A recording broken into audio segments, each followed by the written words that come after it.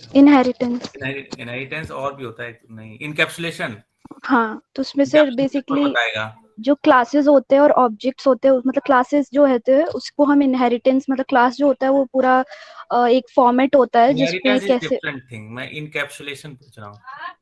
Sorry encapsulation ही basically sir जो class होता है वो रिप्रेजेंट करता है कि किस तरीके से हम किसी मतलब डेटा को एक फॉर्मेट प्रोवाइड करते हैं, तो उसी को हम बेसिकली इनकैप्सुलेशन बोलते हैं। Any example?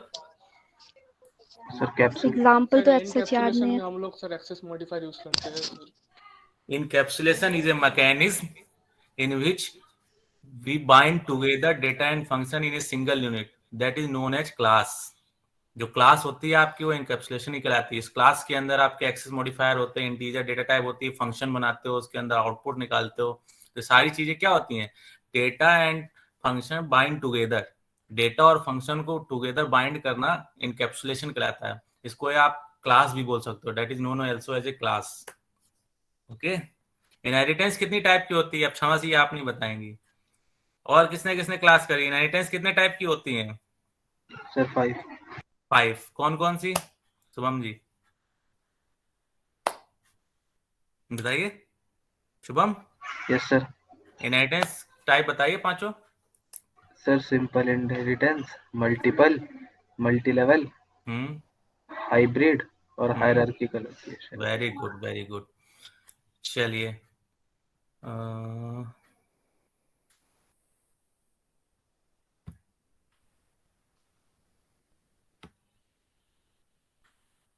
अंकित पांडे। अंकित। Yes sir. हाँ जी, तो हाइब्रिड और हायरार्किकल में क्या डिफरेंस है?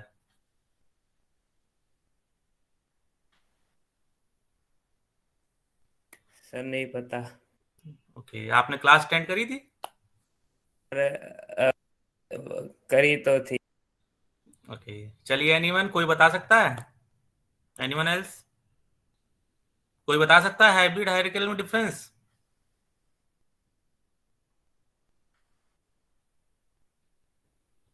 चटर्जी। हमको सिर्फ 3 पढ़ाई है, बोला कि वो इम्पोर्टेंट है बस। अच्छा अच्छा, तो 3 मतलब सिंगल और मल्टीपल और मल्टी लेवल पढ़ाई होगी। जी सर। चलिए हाइब्रिड हाइब्रिड हायरार्किकल क्या होती है? जैसे single level, multi level, multiple, ये तीनों इनहेरिटेंस भी हाइब्रिड के अंदर हो सकती है। ठीक है। हायरार्किकल क्या होती है? जैसे सिंगल लेवल, फिर उसके नीचे मल्टी लेवल, उसमें होती है। हाइब्रिड में क्या होता है? मल्टीपल, मतलब एक से दो इनहेरिटेंस एक साथ हो सकती है, उसको कहते हैं हाइब्रिड। ठीक है। पॉलीमॉर्फिज्म कौन बताएगा? कोई पॉलीमॉर्फिज्म बता सकता है? सर जो ओवरराइडिंग होता है और ओवरलोडिंग होता है उसी को बोलते हैं पॉलीमॉर्फिज्म। अच्छा, ओवरराइडिंग स्टैटिक कंपाइल टाइम है कि रन टाइम और डायनेमिक? रन टाइम है sir, run time. Run time. Overloading क्या है? कंपाइल टाइम होता है। Compile time, compile. चलिए आप लोग स्टडी कर रहे हैं, वेरी गुड। अच्छा, तो आपसे क्वेश्चन पूछें कि मल्टीपल इनहेरिटेंस बताया गया होगा, आप लोगों को जावा भी आगे पढ़नी है, तो मल्टीपल इनहेरिटेंस क्यों अचीव नहीं होती? मल्टीपल एम्बिग्यूटी क्या होती है? कहाँ अचीव होती है? आपको क्लास आगे पढ़ाया जाएगा, इंटरफेस पढ़ाया जाएगा, तो मल्टीपल एम्बिग्यूटी पूछेगा। आप लोग पता है किसी को मल्टीपल एम्बिग्यूटी क्या होती है? सर मल्टीपल एम्बिग्यूटी तो वही होता है सर जो कंपाइल टाइम में कंपाइलर सर कंफ्यूज हो जाता है ना सर एरर जो देता है उसी को बोलते हैं सर। Very good. एमबीसीएस भी बोलते हैं। लेकिन क्यों, उसका रीजन क्या होता है? सर जैसे हम मान सेम नेम होता है। ओवरलोडिंग में सर जैसे नाम सर सेम होता है या फिर मान लीजिए सर एज ए जो फंक्शन डाटा टाइप होता है हमें उस डेटा क्लियर टाइप नहीं नहीं किया सर, मैं होता है कहने का तो मतलब सर जैसे दो फंक्शन सर सेम नाम से हम क्रिएट किए लेकिन उसमें सर पैरामीटर दोनों अलग अलग, जैसे एक में कैरेक्टर की और एक में फ्लोट की है, लेकिन जब हम नो नो, अब वैल्यू मैं बताता हूँ इंट में आपको सर पास कराएंगे एक्चुअली तब में क्या कंपाइलर होता है। कंफ्यूज हो जाता है sir. Very good very good, आप लोग जो बता रहे हैं ठीक है, आप लोग कुछ समझ रहे हैं, अच्छी बात है। मल्टीपल एम्बिग्यूटी क्या होता है? मल्टीपल इनहेरिटेंस क्या होता है? इनमें एक बेस क्लास होती है, दो चाइल्ड क्लास, और चाइल्ड क्लास भी किसी की बेस क्लास होती है ना मल्टीपल इनहेरिटेंस में। मतलब एक बेस क्लास है, वो बेस क्लास की चाइल्ड क्लास कोई होगी, चाइल्ड क्लास के नीचे भी एक क्लास होती है, तो जो चाइल्ड क्लास होती है किसी की बेस क्लास होती है ना, वो भी क्लास कहते हैं ना। असाइनमेंट सेव बन जाती है। है ना। मल्टीपल इनहेरिटेंस इसी को कहते हैं ना कि एक जो क्लास होगी वो किसी की चाइल्ड क्लास भी हो सकती है और किसी की बेस क्लास भी हो सकती है। यही तो मल्टीपल इंटेलिजेंस होता है कि नहीं होता? Yes sir. हाँ, तो जब कंपाइलर आपका एग्जीक्यूट कराता है तो वो वहां पे कंफ्यूज हो जाता है कि उस क्लास को हम चाइल्ड क्लास लें कि बेस क्लास लें। इसको कहते हैं मल्टीपल एंटिटी। समझे? कंपाइलर जब कंपाइल कराते हैं आप किसी को, तो कंपाइल कराते वक्त आपको कंफ्यूज हो जाता है कंपाइलर कि उस क्लास को हम चाइल्ड क्लास के एज ए लें कि बेस क्लास के लिए। ठीक है, तो इसको रिजॉल्व करने के लिए क्या आया, इसका सोल्यूशन क्या है चटर्जी? ग्रुप्स हैं? Object oriented. वर्चुअल ओवरराइड आया? जावा में ये जो मतलब इनहेरिटेंस है ये नहीं था अवेलेबल, इसीलिए इसके मतलब ड्रॉबैक की वजह से जावा में ही अवेलेबल नहीं है। सर वर्चुअल फंक्शन, वर्चुअल और override function, virtual and override. ठीक है, वर्चुअल ओवरराइड जब आप यूज करते हैं तो एक ही फंक्शन को आप मल्टीपल इनहेरिटेंस की वहां पे इश्यू नहीं आता। ठीक है, नेक्स्ट, इसके बाद भी अगर एक प्रॉब्लम आए तो आप 5 डेवलपर अगर एक प्रोजेक्ट पे काम कर रहे हो तो पांचों लोग अलग अलग काम करते हो, फिर उसको एग्जीक्यूट एक जगह कराते हो, तब वो सिंगल प्रोजेक्ट बनता है ना। 5 डेवलपर कैसे एक प्रोजेक्ट पे काम कर सकते हैं? उसको कहते हैं इंटरफेस प्रोवाइड कराते हैं पांचों डेवलपर का अलग, बाकी वो मॉड्यूल के थ्रू सर इसको अलग अलग बांट के करते हैं ना। हाँ, उसको इंटरफेस कहते हैं। यही आपका ऊप्स का कॉन्सेप्ट जो है, ये जो ऊप्स के 4 कॉन्सेप्ट हैं, encapsulation, data abstraction, polymorphism, inheritance. आप फ्रेशर होगे तो भी और 10 साल का एक्सपीरियंस भी होगा तो भी आपको ऊप्स के कॉन्सेप्ट जरूर पूछे जाएंगे। ठीक है, ये कहीं भी ऐसा इसमें कोई कंप्रोमाइज नहीं है। आपको ऊप्स के कॉन्सेप्ट पेपर में, क्वेश्चन में, 1 साल का बंदा फ्रेशर हो, 5 साल का एक्सपीरियंस हो, 10 साल का एक्सपीरियंस हो, हर किसी को ऊप्स के कॉन्सेप्ट आने चाहिए। ऊप्स के कॉन्सेप्ट बहुत मेन है और हर इंटरव्यू में पूछे जाते हैं। मैंने आज तक 5 इंटरव्यू दिए, 5 इंटरव्यू में ऊप्स के क्वेश्चन पूछे गए, इसलिए मुझे ऊप्स के सारी डेफिनेशन, सारे टेक्निकल सब मुझे याद है, क्योंकि 2 इंटरव्यू मेरे ऊप्स से ही बाहर हो गया था। ऊप्स का मैं इतना बता नहीं पाया था, मैंने भी इतना नहीं पढ़ा था, फिर मैंने उसको पढ़ा अच्छे से तो समझा। ठीक है, तो आप सभी लोग ऊप्स के कॉन्सेप्ट को अच्छे से मेमोराइज करेगा। ठीक है, चलिए मैं अटेंडेंस ले लेता हूं।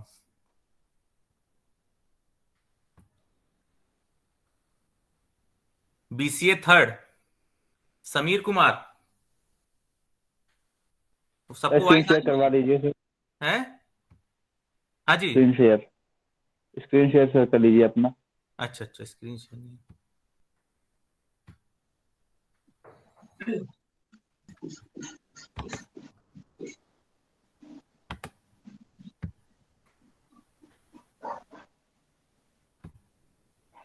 हाँ जी, समीर कुमार, सनी चौधरी, यस सर, विशाल सिंह, मोहम्मद शाहनवाज आलम, हसन इमाम, रोहित कुमार, अमित वर्मा, सतीश, कुणाल, यस कुणाल सर जी, थे। Kunal yes sir. आपने ही बोला कल थे, बताइए एल्गोरिथम क्या होती है? पीछे ध्यान दिया, मेरे को जाना था।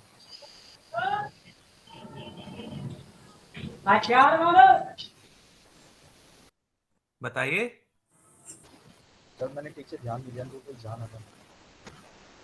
ओके, तो कल आप प्रेजेंट थे ना? Yes sir. पता तो होना चाहिए सर आप डिफाइन कर रहे थे लेकिन मैं मतलब रास्ते में था ना। ओके, और कौन थे जो कल प्रेजेंट थे, उन्होंने अटेंडेंस लगवाई आज?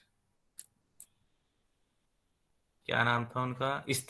मोहम्मद इश्तियाक, क्या नाम था? हाँ, 2 के नाम याद रह गए, बाकी 3 के भूल गया मैं।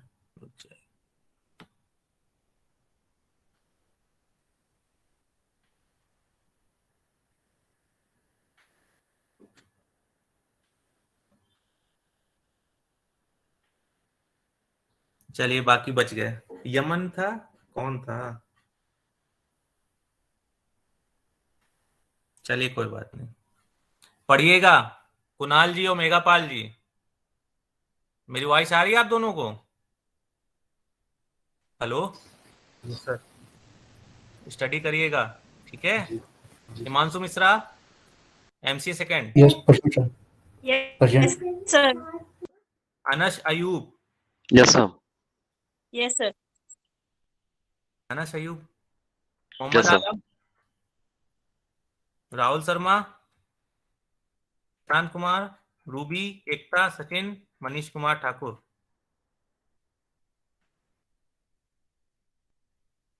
हाजी Saila Khan ji present. Yes, sir. Yes, sir. Present. Lalit, चलिए मैं, आप लोग बोर तो नहीं हो रहे? No sir. No sir. Student इतने ज्यादा है, मैं क्या कहूँ, मुझे भी अटेंडेंस लेने का ऐसे ही शौक है। मैं एक बार स्क्रीनशॉट ले रहा हूँ आप सभी का, ठीक है, तो मैं स्टॉप कर रहा हूँ इससे।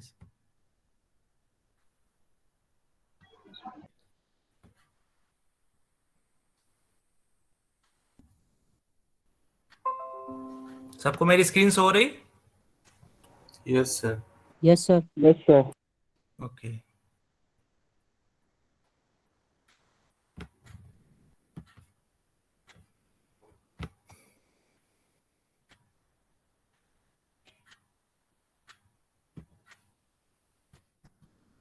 चलिए, कल मैंने सभी को एल्गोरिथम बताई थी और एक यूआरएल आप सभी को फॉरवर्ड हो गया ग्रुप में, सभी को मिल गया? यस सबको मेरी सर। स्क्रीन शो हो रही ना? Yes sir. Yes sir. तो मैंने एक कल यूआरएल फॉरवर्ड किया था अभिनव टेक्नोलॉजी का, सी के सर लिए। यूट्यूब का वीडियो था ना वो? हाँ जी। हाँ सर, हाँ मिल गया। सर तो किसी ने ओपन किया, एक क्लास भी देखी? सर ओपन किया मैंने था देखी सर। इनको का अच्छा सर लगा? बहुत अच्छे समझ से में आया? पढ़ाया है। हैं? बहुत बहुत अच्छे सर। है ना? बहुत ही अच्छे से। Yes sir. सर आपने व्हाट्सएप ग्रुप बना रखा है क्या? नहीं नहीं, मैंने बोला जी। था मुझे ऐड मत करिएगा व्हाट्सएप ग्रुप में, फिर आप लोग मैसेज करते रहते हैं पर्सनली तो दिक्कत होती है। मैंने फॉरवर्ड कर जैसे दिया कि था कि जैसे आप लोग कि ग्रुप में शेयर कर जैसे कि देंगे। मैं व्हाट्सएप ग्रुप में नहीं हूँ। तो आप ऐड कराइए, जो एडमिन हो आपको ऐड करेंगे आपको। एमसीए की बीसीए?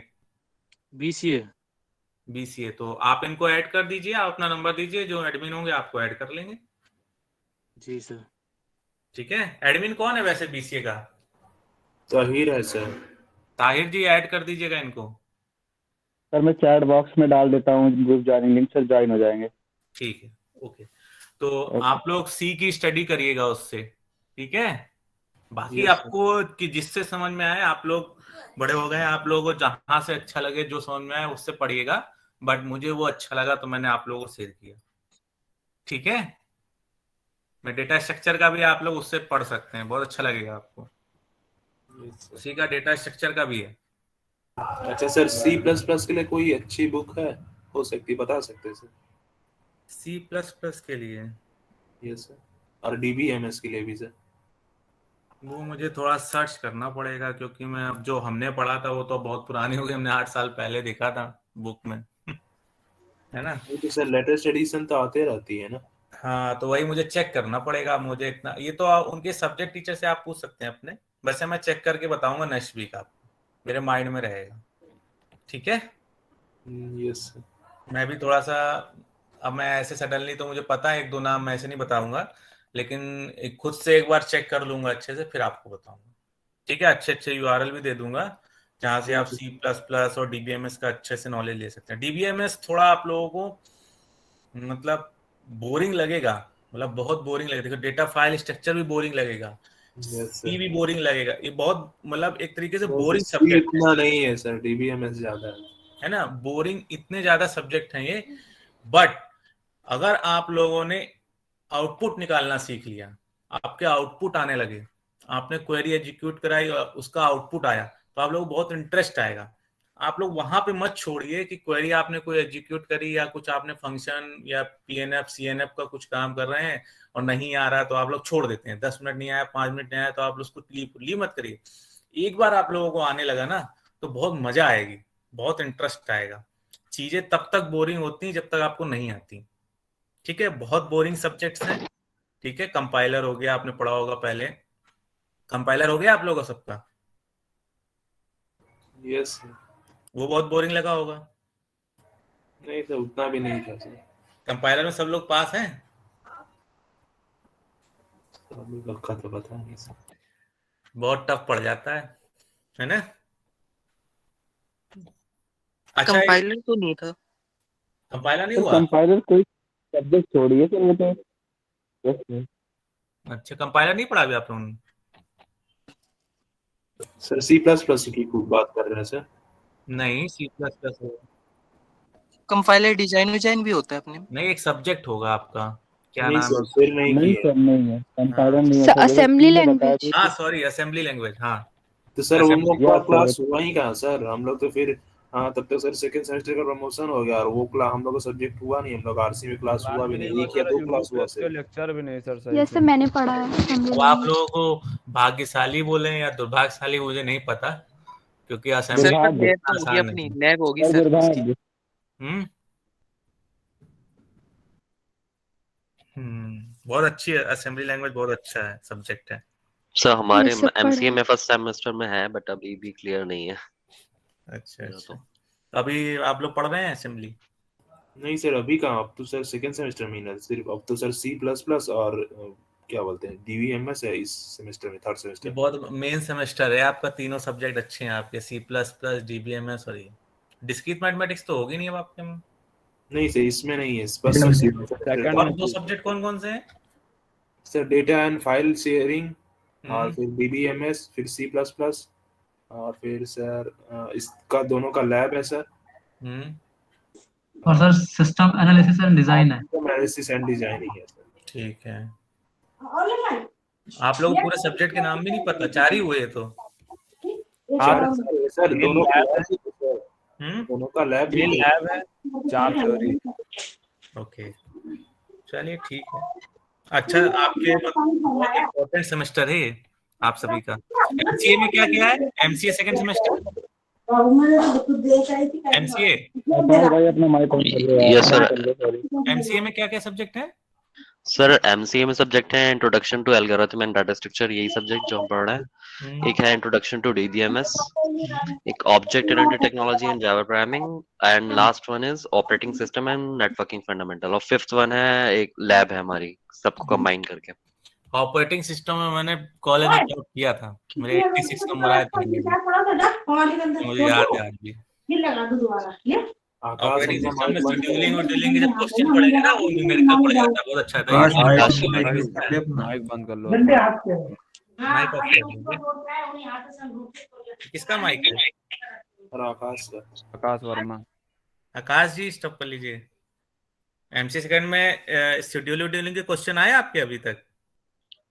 सर शेड्यूलिंग तो आई थिंक आर्किटेक्चर में ही होंगे ना फर्स्ट सेम में, वो नहीं अभी ऑपरेटिंग सिस्टम में, ऑपरेटिंग सिस्टम में नहीं, तो ऑपरेटिंग सिस्टम में अभी सर अभी मैंने नहीं अच्छा सर। पढ़ा नहीं है, अभी नहीं है। अभी नहीं पढ़ा। चलिए वो बहुत हाई मार्किंग होता है, अगर देखो टफ होते हैं, लेकिन अगर आ गए ना आप लोगों को तो मार्किंग अच्छी देते हैं, फुल मार्क्स मिलते हैं मैथ की तरह। सर आपने भी इग्नू से ग्रेजुएशन की थी? हैं? आपने नहीं भी नहीं, इग्नू से ग्रेजुएशन की थी? बीटेक में भी सेम सब्जेक्ट होते हैं ना, ऑपरेटिंग सिस्टम होता है, सब सेम सब्जेक्ट होते हैं। Yes sir. बीटेक के इक्विवेलेंट मान के चलो एमसीए बीसीए को इग्नू के। सर आपने सर और मैं सही बताऊं, कौन से बीटेक से ज्यादा अच्छा इसमें टफ है। आपकी सी प्रोग्रामिंग में इतने टफ क्वेश्चन है, अभी डेटा फाइल स्ट्रक्चर देखोगे, इतने प्रोग्रामिंग इतने टफ क्वेश्चन दिए हुए, इतना हमें तो भी नहीं पढ़ाया गया। सर आपने बीटेक में इतना नहीं रहता है। दिया हुआ था ना सर? हाँ जी, बीटेक में सर इतना नहीं हार्ड रहता है। नहीं बीटेक में फर्स्ट ईयर हार्ड है। आप फर्स्ट सेकंड सेमेस्टर निकाल लो जिसमें आपके मैकेनिक्स, केमिस्ट्री, फिजिक्स, इलेक्ट्रॉनिक्स ये सब होते हैं, बस फर्स्ट ईयर निकाल लीजिए, बाकी second year, third year, fourth year आपका निकलता चला जाएगा। इलेक्ट्रॉनिक्स तो हमने भी था सर, इलेक्ट्रॉनिक्स। तो सर बीसीए ज्यादा हार्ड है। अच्छा है, मतलब बहुत अच्छा कोर्स है इग्नू का बीसीए, जिसको आ जाएगा। मार्केट की वैल्यू अगर कंपेयर करें बीसीएम से एंड बीटेक को तो सर इसकी वैल्यू ज्यादा है। आपकी वॉइस क्लियर नहीं आई मेरे को। सर कह रहा हूँ बीटेक एंड बीसीएम से को अगर कंपेयर करें तो किसकी मार्केट वैल्यू ज्यादा है? बीटेक और एमसीए इक्विवेलेंट है। बीसीए का तो अभी कुछ नहीं है, बीसीए तो नहीं मांगते ऐसे जॉब में, आपको एमसीए या मास्टर डिग्री तो करनी पड़ेगी। देखिए बीसीए के साथ एमसीए जरूरी है, बाकी वो बीटेक और एमसीए इक्विवेलेंट है, ठीक है। अगर आपने सिर्फ बीसीए कर रखा है तो इतनी ज्यादा जॉब की कोई मतलब इतना जॉब्स नहीं है। ठीक है, आपको बीसीए के साथ एमसीए कर रहे हैं तो आपको मार्केट में वैल्यू है। एमसीए और बीटेक इक्विवेलेंट है, बीसीए नहीं। ठीक है, बीटेक और एमसीए की जहां कहीं भी वैकेंसी होगी, कुछ भी होगी, तो बीटेक ऑब्लिक एमसीए लिखा होगा, कहीं पे भी बीसीए नहीं लिखते। ठीक है, हेलो, ओके सर। तो फिर आप बीसीए ओनली नहीं है इनफ, आपको आगे भी पढ़ना पड़ेगा। Okay, sir data and file structure की सर लिंक भेज दीजिएगा। सब भेज दूंगा। अनूप जी, अभी मेरी फर्स्ट सेकंड क्लास ही, अभी तो मैं आप सभी से इंट्रो कर रहा हूँ, आप सभी को जान रहा हूँ मैं। ये क्या लिखा मिस साहा ने?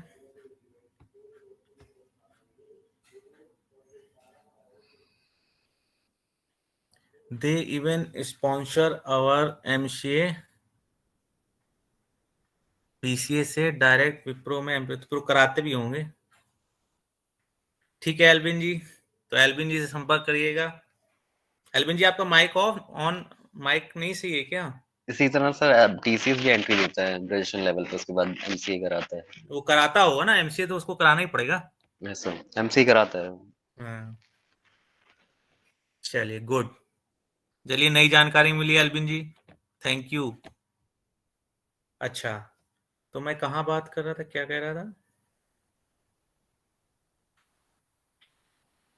किसी ने कुछ पूछा था क्या अभी? हाँ, मैं आप सभी का अभी इंट्रो ले रहा हूँ, आप सबको जान रहा हूँ अभी, इसलिए मैं इतना नहीं। इस साल तो बहुत एंटीलेयर जॉब्स हैं इन्फोसिस एंड टीसीएस में। सो एल्विन जी, आप ग्रुप में ऐड हैं? एल्विन जी ग्रुप में है कि नहीं, आप लोग व्हाट्सएप वाले?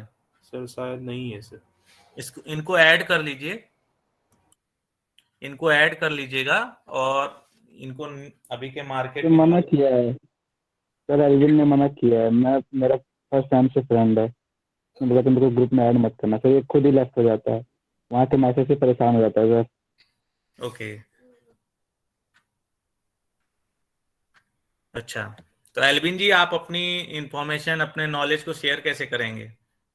अपने फ्रेंड्स को, अपने कोलीग को शेयर करिए। ठीक है, बट हितिक कुमार जी, आगे आके आपको एमसीए करना ही पड़ेगा। BCA only is not for promotion level. आगे जाके आपको जहाँ पे जो मस्ट होती चीजें, वहां तो करना ही पड़ जाएगा ना हितिक जी।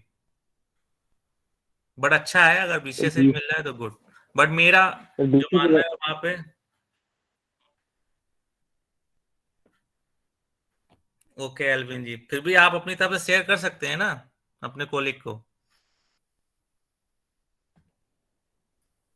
एमसीए इम्पोर्टेंट है। चलिए एल्विन जी, आप अपनी तरफ से भी शेयर करिए, जिनको जो अपने, अगर आप लोग कोलिग को नॉलेज है, चीजों को पता है, अगर इंफॉर्मेशन है, तो उसको शेयरिंग करिए। ठीक है, चलिए अब हम सब्जेक्ट पे आते हैं।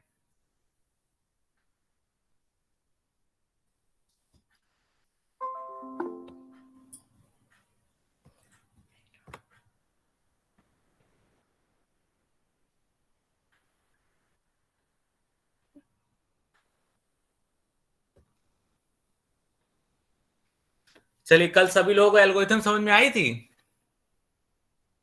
Hello, okay. नो सर, कुछ पता नहीं। अच्छा, कौन नो कौन है? सर मैं कल आया नहीं था। वो फिर ये, चलिए आज फिर से बता देते हैं, स्टार्टिंग ही है अभी। तो कौन समझा सकता है एल्गोरिथम? अच्छा, क्या नाम है आपका? सर मेरा सर विकास कुमार। विकास कुमार जी, तो विकास कुमार जी को कौन अच्छे से एल्गोरिथम समझा सकता है? सर चटर्जी, देव बॉय। चटर्जी के अलावा? सर बाकी सब मैं नहीं जानता ना। तो कोई भी समझा सकता है, कोई प्रॉब्लम थोड़ी ना है। क्षमा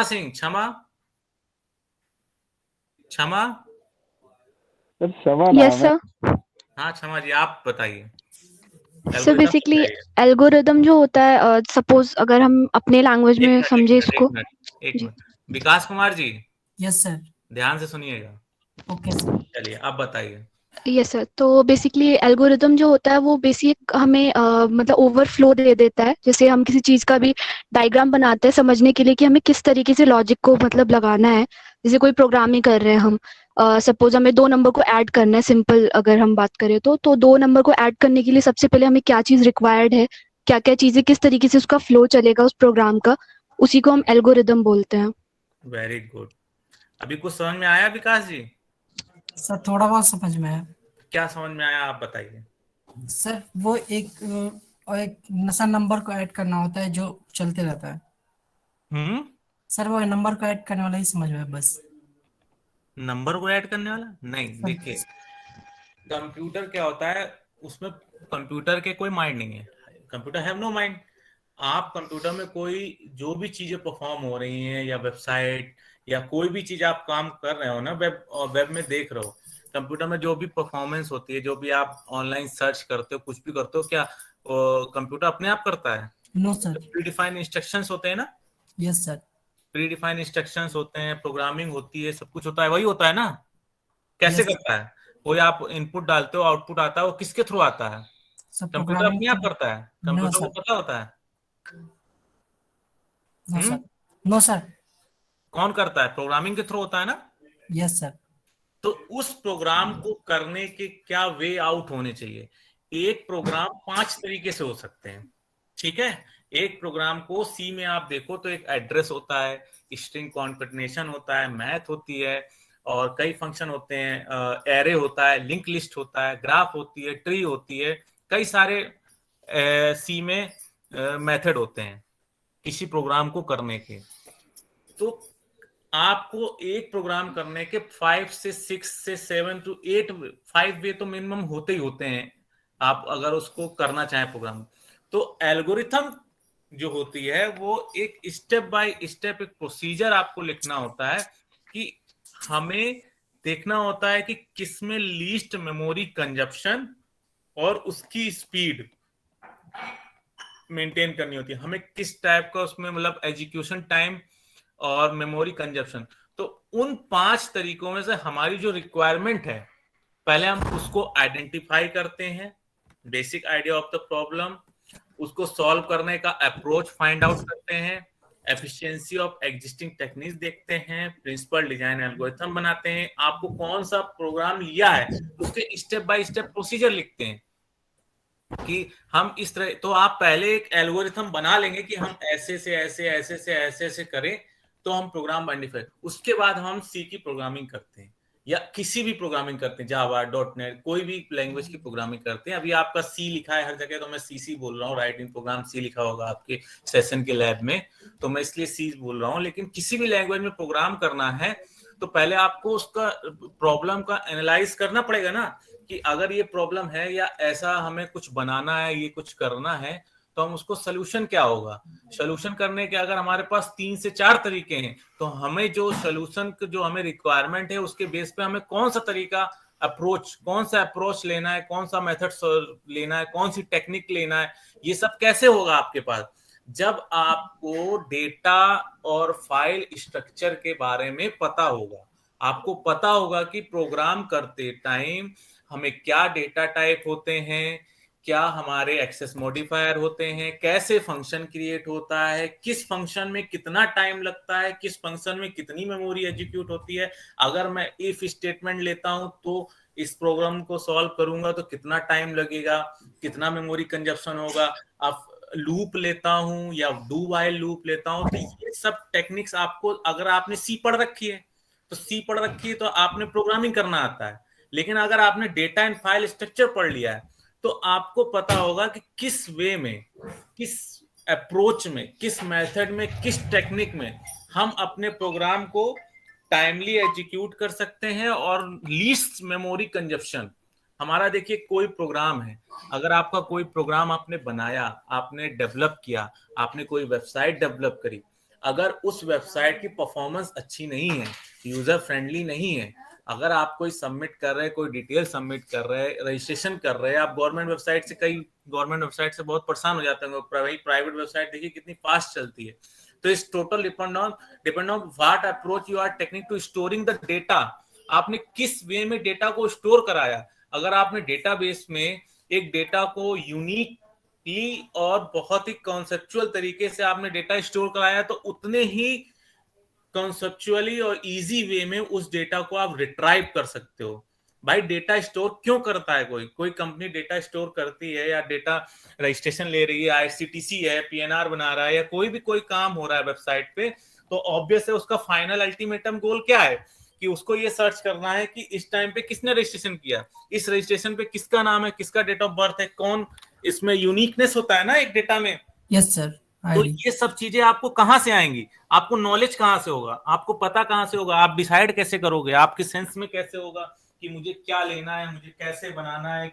अगर आपको ये सब चीजें कहां से आएंगी? जब आपको डेटा एंड फाइल स्ट्रक्चर का नॉलेज होगा, जब आपको सी का नॉलेज होगा, जब आपको डीबीएमएस का नॉलेज होगा, ये तीनों चीज ही, फिर उसके बाद कोई लैंग्वेज, जावा, .NET, C#, PHP, जो भी आपको प्रेफर करे, तो ये सब चीजों का कॉम्बिनेशन होगा, तब तो आप कोई प्रोग्राम, कोई डेटाबेस आप बना सकते हो।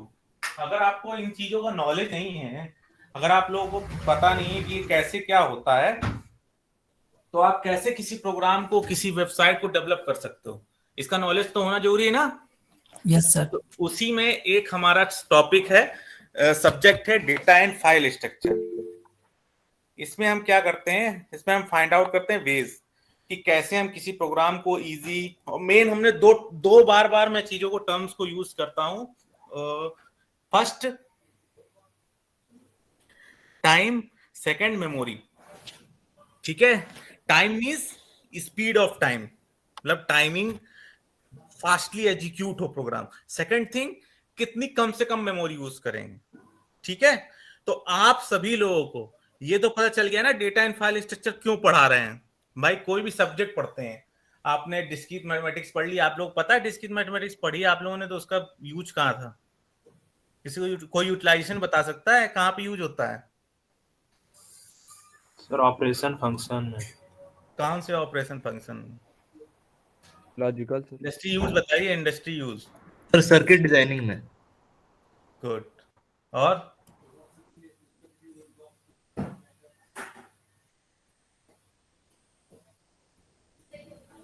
चलिए, अभी मैंने इतना लंबा चौड़ा बताया, आपको 10 मिनट लिए बताने में डेटा एंड फाइल स्ट्रक्चर के बारे में। अब ये बताइए कि इसका यूज कहाँ पे है, डेटा एंड फाइल स्ट्रक्चर का? सर डेटा को मैनेज करने में, software development. Very good. Any software, any website, any portal, any application, कुछ भी आप वेब पे बना रहे हो, ऐप पे बना रहे हो, तो आपको ये रूल्स फॉलो करने पड़ेंगे। ठीक है, अब जैसे आप किसी ऑर्गेनाइजेशन का स्ट्रक्चर बनाओगे, तो आपको पता होना चाहिए ट्री के बारे में। आप ट्री के अलावा तो आप किसी उस पर तो बना ही नहीं सकते स्ट्रक्चर। आप कैसे किसी ऑर्गेनाइजेशन का स्ट्रक्चर बना सकते हो कि आपको एक असिस्टेंट मैनेजर से पता हो उसका मैनेजर कौन है, मैनेजर से पता हो उसका सीनियर मैनेजर कौन है? ये कैसे पता लगता है? ट्री स्ट्रक्चर से। तो ये आपको बताया जाएगा। क्या डाटा स्ट्रक्चर लैंग्वेज से भी बाउंड होते हैं? आई मीन के जो नीचे लो लेवल लैंग्वेजेस हैं उसमें डिफरेंट डाटा स्ट्रक्चर्स हैं, और अगर एडवांस में हाई जावा जाए तो और मल्टीपल डाटा स्ट्रक्चर्स अवेलेबल हो सकते हैं। सिंटैक्स चेंज है, ऐसा कुछ भी नहीं है। जैसे बस हाँ, थोड़ा बहुत चीजें, जैसे ब्लॉब यूज होता है .NET में, बहुत हाई मेमोरी लो तो ब्लॉब आ जाता है उसमें, इसमें नहीं मिलेगा, है ना। वो डेटाबेस में चेंजेस हैं, ओरेकल एसक्यूएल में थोड़ी बहुत चीजें हैं, लेकिन इसमें डेटा टाइप कहीं कोई चेंज नहीं होगा। यहाँ आप जिसको इंटीजर लिख रहे हो, तो वहां पे कोड पे, प्रोग्रामिंग में हर जगह इंटीजर ही लिखोगे। ठीक है, नहीं मतलब इंटीजर टाइप ये तो मतलब प्रोग्राम बेस्ड हैं, जो हम यूजर डिफाइंड डाटा टाइप्स हैं, जैसे और ट्री हम पढ़ रहे हैं, लिंक लिस्ट पढ़ेंगे आगे। इस तरह के एडवांस डाटा स्ट्रक्चर्स जो हैं, क्या वो सभी लैंग्वेजेस पे चल जाते हैं, या फिर उनके लिए भी वो भी रेस्ट्रिक्टेड है कि वो कुछ अलग लैंग्वेज में ही चलेंगे, या नहीं सब में नहीं चलेंगे? ट्री और ये डेटा एब्स्ट्रैक्ट डेटा टाइप, ये सब तो सभी में चलेंगे। ठीक है, इसमें कहीं चेंजेस नहीं है, कोई ऐसे लैंग्वेज बाउंड नहीं। असेंबली लैंग्वेज में अलग है, जो आप एक होती है हाई लेवल लैंग्वेज, एक होती है लो लेवल। तो हाई लेवल में तो ये जो जितनी चीजें हैं ना, ये सब तो होती हैं, ठीक है ना। और जो असेंबली लैंग्वेज में डिफरेंस होते हैं। ठीक है सर। ओके, तो चलिए नेक्स्ट थिंग, अब आपको विकास कुमार, विकास, यस सर। अभी कुछ पता लगा कि हम डेटा एंड फाइल स्ट्रक्चर क्यों पढ़ रहे हैं? Yes sir. क्यों पढ़ रहे हैं बताइए। सर स्टोरेज के लिए। स्टोरेज तो किसी में भी हो जाएगा, कैसे भी हो जाएगा। सर किसी मतलब सबका सर डेटाबेस पढ़ने के लिए मतलब होता है कि जैसे किसी वेबसाइट हम बनाएंगे ऑन वेब डेवलपमेंट के लिए सर। मैनेज्ड वे, एक मैनेज्ड वे। और टर्म्स कौन से विकास कुमार जी? Yes sir. किसके बेसिस पे हम प्रोग्राम बनाते हैं? क्या हमारे 2 बेस पॉइंट होते हैं जिसको हम ध्यान में रख के प्रोग्राम करते हैं? सर एक तो sir space and time complexity. Very good, मैंने विकास से पूछा था। सर टाइम और मेमोरी। Very good. तो मेमोरी ज्यादा होने से प्रोग्राम अच्छा होता है कि मेमोरी कम होने से? सर कम। Very good. और टाइम ज्यादा होने से कि टाइम कम होने से? सर ज्यादा। सर टाइम ज्यादा होगा, जितना स्पीड होगा उतना अच्छा होगा। मैं एग्जीक्यूशन टाइम पूछा। सर ज्यादा। किसी प्रोग्राम को एग्जीक्यूट होने में टाइम कम लगे तो बेटर है कि टाइम ज्यादा लगे? कम कम कम लगे। कम लगे। चलिए, कुछ क्लियर हुआ आपको फिर? Yes sir. Okay, very good. Sir हम प्रोग्रामिंग लैंग्वेज में डीबीएमएस भी कनेक्ट करते हैं, जैसे एसक्यूएल हो गया, या अलग प्रोग्रामिंग होती है?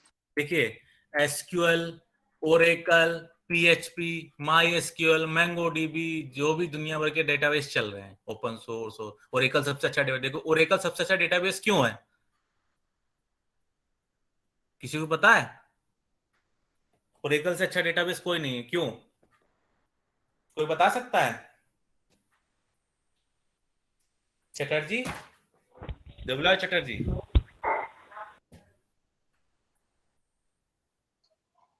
नहीं, डीबीएमएस पढ़ रहे हैं ना आपने? डीबीएमएस में बॉयफ के 12 रूल्स पढ़े आप लोगों ने? बॉयफ कोडमैन, क्या नाम है उसका, साइंटिस्ट के? उसका 12 रूल है ना, कुछ 12 रूल है।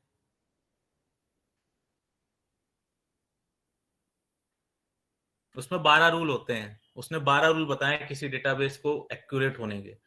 आज तक कोई ऐसा डेटाबेस नहीं बना जो उसके 12 रूल को क्वालिफाई कर सके, ठीक है?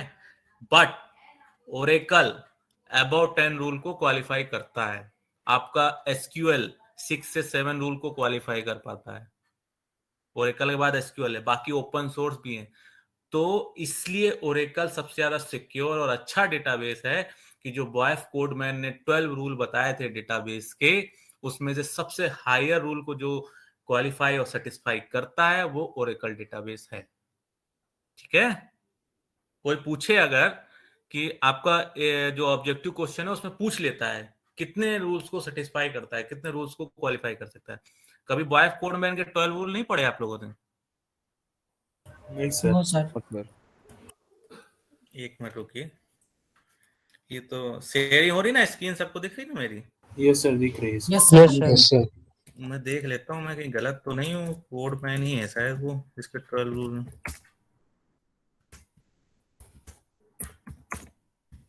Hello sir.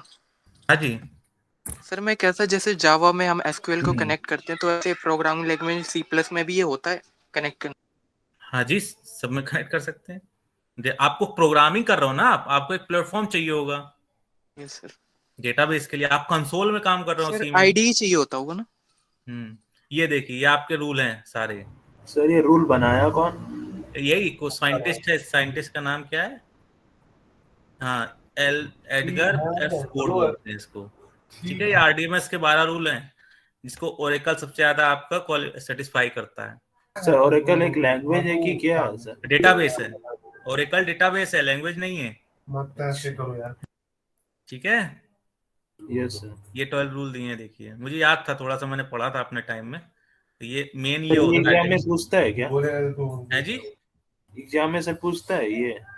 पूछ सकता है ऑब्जेक्टिव। अरे आप लोग क्या सिर्फ एग्जाम तक लिमिटेड है क्या? एग्जाम के लिए सर नहीं होता ये सर, ये सब हमारा फ्यूचर के लिए होता है। हाँ जी, क्या? हेलो? जरूरी नहीं कि हम लोग इस रूल को एग्जाम के लिए पढ़े। नहीं, क्यों? आप लोग अभी टॉपिक चल रहा है तो मैं आपको बता रहा हूँ ना। जी जी जी, है ना? तो आप लोग को नॉलेज होनी चाहिए ना। आप सिर्फ एग्जाम के लिए पढ़ेंगे क्या? एग्जाम के लिए जरूरी नहीं होता सर। और रहता है फोकस है एग्जाम के लिए, पर पढ़ना सब कुछ चाहिए जो हमारे सिस्टम के लिए होता है। मैं आपके लाइफ के लिए बता रहा हूँ ना, मतलब जो आप कभी आगे जाके आपको केवल आपको पास थोड़ी ना होना है ना। जी sir. Yes okay Rasik ji, मैं सब कर दूंगा, आपको भेज दूंगा। Okay Rasik. Okay sir, okay.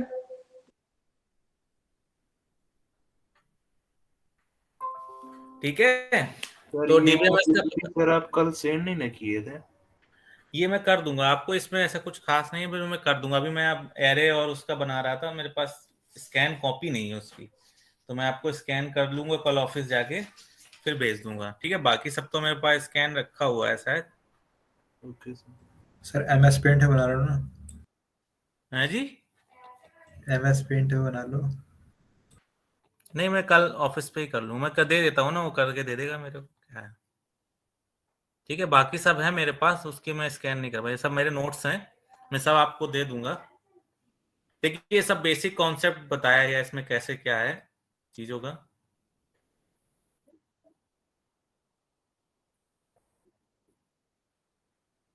बिल्कुल, वो तो करते ही हैं, वो करना ही पड़ता है, इसी के रूल्स पे तो बेस है पूरा डेटाबेस।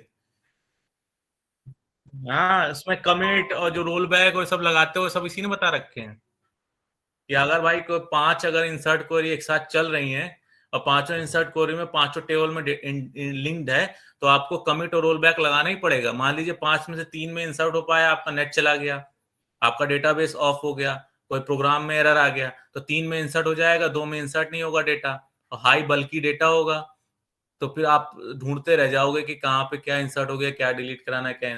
इससे अच्छा हम लोग कमिट पहले स्टार्टिंग में एक ट्रांजेक्शन ले लेते हैं, ट्रांजेक्शन को कमिट कराते हैं, अगर अगर अगर वो ट्रांजेक्शन फुली कमिट नहीं होता तो उसको रोल बैक कर देते हैं, तो हमारा जो डेटाबेस था वो डेटाबेस जैसा था वैसा ही बना रहेगा, उसमें कोई इंसर्शन नहीं परफॉर्म होगा। अगर आप 3-4 इंसर्शन एक साथ चला रहे हैं और आपने कमिट और रोल बैक नहीं लगाया, तो आपका डेटाबेस ऑफ हो गया, इंटरनेट चला गया, कोई इश्यू आ गया, प्रोग्राम में एरर आ गया, कुछ भी प्रॉब्लम आ गई, तो 2 टेबल में इंसर्ट करा देगा, 2 में नहीं कराएगा, और जिन 2 में नहीं कराएगा वो इंटरलिंक्ड डेटा होगा, तो आप ढूंढते रह जाओगे अगर हजारों डेटा एक साथ इंसर्ट हो रहा है। तो ये सब तो रूल उसने बता रखे हैं ना पहले, कैसे क्या करना है। ठीक है, आप लोगों ने कभी एसक्यूएल में कुछ बनाया है? एसक्यूएल ओरेकल में किसी ने की है डेटा क्वेरी? नहीं सर, अभी तक तो नहीं किया। Yes, sir. सर लोकल में तो आता नहीं सर, स्क्वायर कर लो लोकल में करने के लिए कनेक्ट। लोकल के लिए मतलब? सर जैसे फ्री का आता है बनाने के लिए। हाँ, वो मैंगो वो है माइस्क्यूएल। हाँ सर, हाँ माइस्क्यूएल ले लो, मैंगो डीबी फ्री है सर। ये क्या सर, ओपन सोर्स है सर? हाँ, माइस्क्यूएल ओपन है। तो सर ये मतलब इसका मतलब एडिटर है क्या ये? माइस्क्यूएल पीएचपी के साथ यूज होता है, पीएचपी ओपन सोर्स है, ऐसे MySQL open source. Sir data structure और डीबीएमएस में क्या? किसमें? डाटा स्ट्रक्चर और डीबीएमएस में क्या कनेक्शन है? बेटा DBMS is a part of database. Yes sir. और डेटा एंड फाइल स्टोरेज है part of programming coding. Alright. Okay, और इंटरलिंक्ड क्या है दोनों में? डेटाबेस तो आपने बना लिया स्ट्रक्चर कि 5 टेबल में इतने लिंक्ड हैं, इतना लिंक टेबल होगा, इतना इंस्टेंट होगा, ये डिलीट होगा, ये ऐसे ऐसे आपने कहाँ पे आपको रजिस्ट्रेशन सेव कराना है, तो 5 टेबलों में एड्रेस किसी और में लेना होता है, यूनिक आईडी किसी और में, ये सब आप डेटाबेस में कर रहे हो। बट आप जो इंफॉर्मेशन ला के डेटाबेस में सेव करा रहे हो, वो क्या तरीका होना चाहिए, वो हम डेटा एंड फाइल स्ट्रक्चर के थ्रू आइडेंटिफाई करते हैं। जब आपका स्मॉल डेटा होगा तो हम एरे यूज करते हैं, जब लेंदी डेटा होगा तो हम लिंक लिस्ट यूज करते हैं, जब हमारा क्यू मतलब जब हमारा 1 by 1 डेटा इंसर्शन डिलीशन होगा तो हम उसके लिए लीफो, स्टैक, क्यू, और जब हमारा ऑर्गेनाइजेशन डेटा होगा तो उसके लिए हम डेटा एंड फाइल स्ट्रक्चर में ट्री लेते हैं, और जब एडवांस हमारा डेटाबेस कुछ होगा तो हम split tree, red black tree और ये सब ट्री। आपको एक सिंपल एग्जांपल देता हूं, आप लोग वर्ड में ABCD लिखते हो एक वर्ड फाइल में, ठीक है, आप सब लोगों ने कुछ टाइप अपना नाम टाइप किया, जैसे विकास कुमार, सब लोग सुन रहे हैं ना मेरी बात? Yes sir, yes sir. Vikas Kumar लिखते हैं। Yes sir. तो आप जब तक फाइल सेव नहीं करते, जब तक Ctrl+S नहीं करोगे फाइल को या क्लोज नहीं करोगे, आपने विकास लिखा, Ctrl+Z डाला तो H चला गया, S चला गया, आई चला गया, कंट्रोल वाई डाला, फिर आई आ गया, फिर एस आ गया, फिर एच आ गया, ये होता रहता है ना। जैसे ही आप उस फाइल को सेव करोगे या क्लोज करोगे, फिर ओपन करके करना चाहोगे तो control Z control Y control चलता है, कभी किसी ने ध्यान दिया है? ये आपका स्टैक क्यू का एग्जांपल है।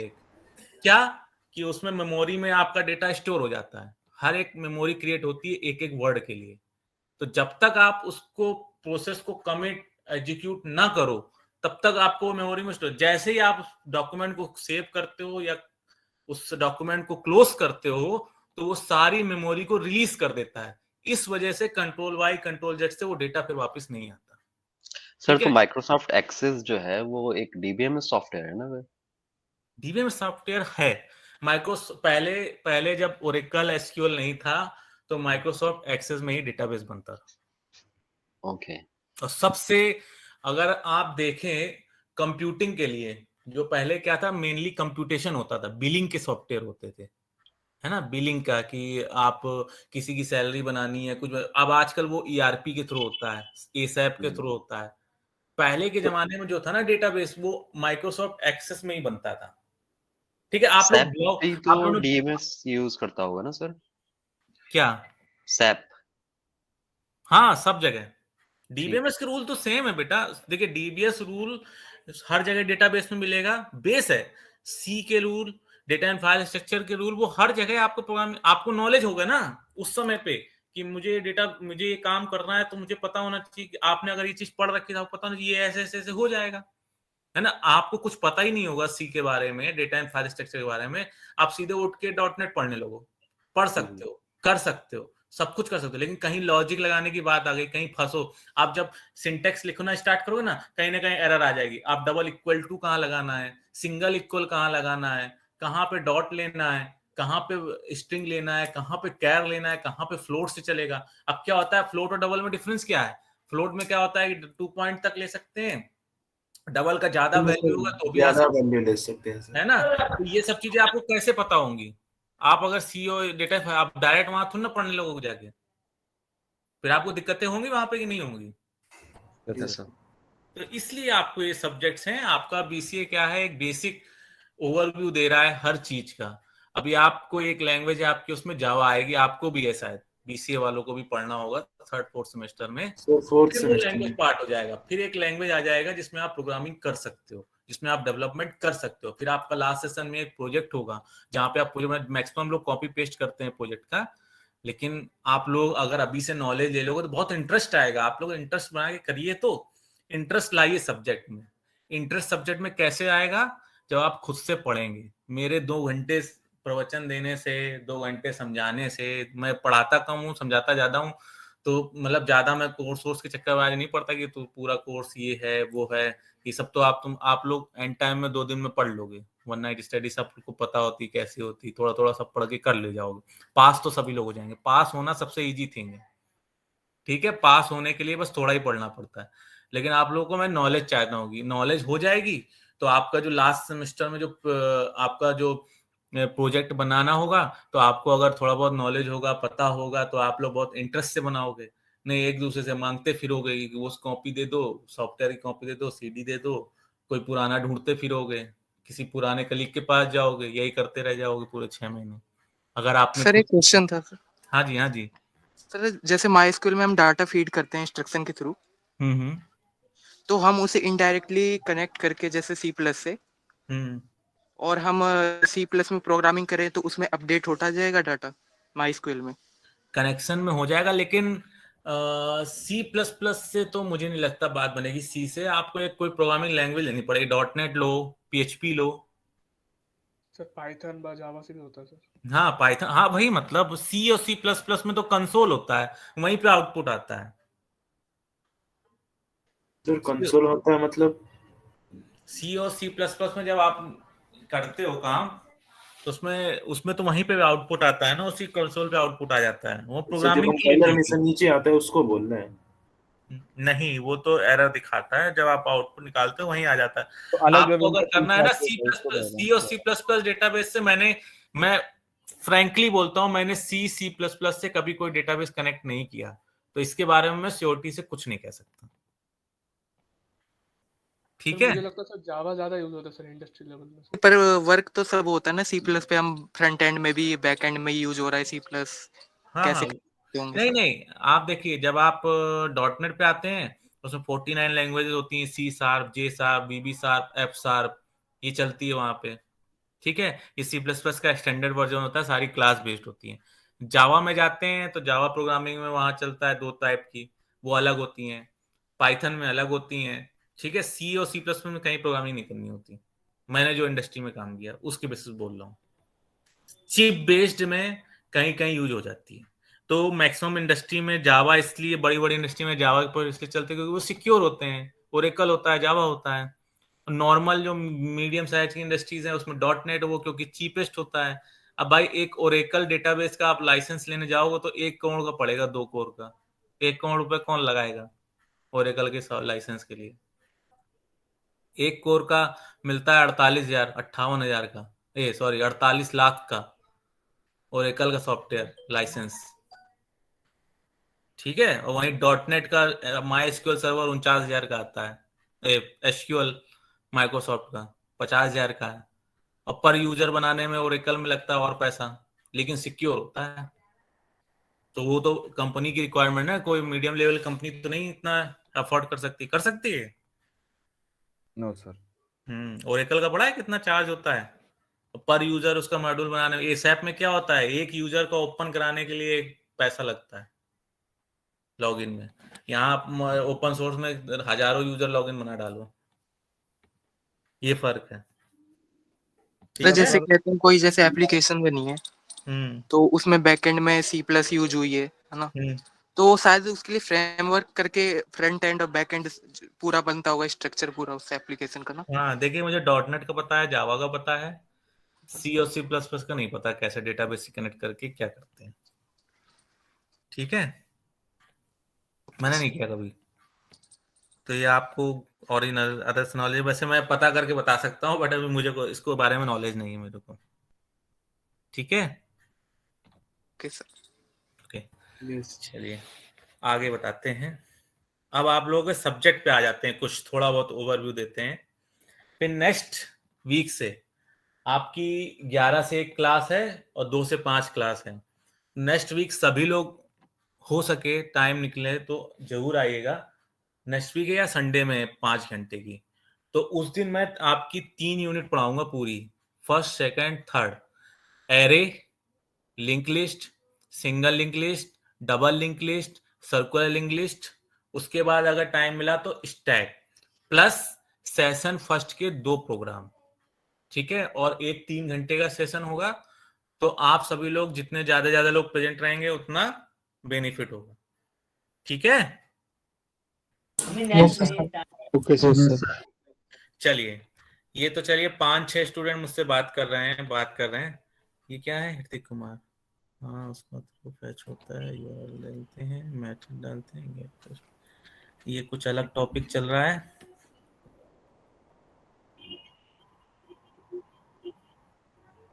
यस, क्या बोल रहे देवल चटर्जी? मुझे आपको क्वेश्चन नहीं समझ में आया।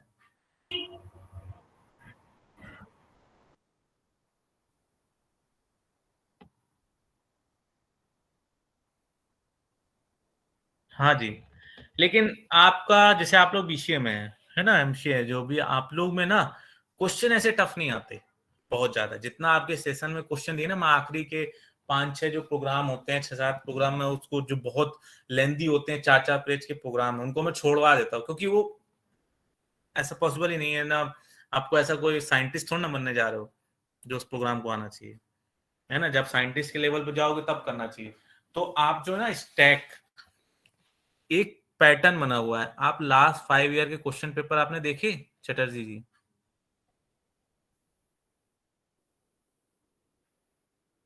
हाँ, तो इसका भी आप देखिएगा, उससे आपको एक आइडिया लगे। सभी लोगों के लिए है कि लास्ट 5 ईयर के क्वेश्चन पेपर्स आप अभी से देख लीजिए।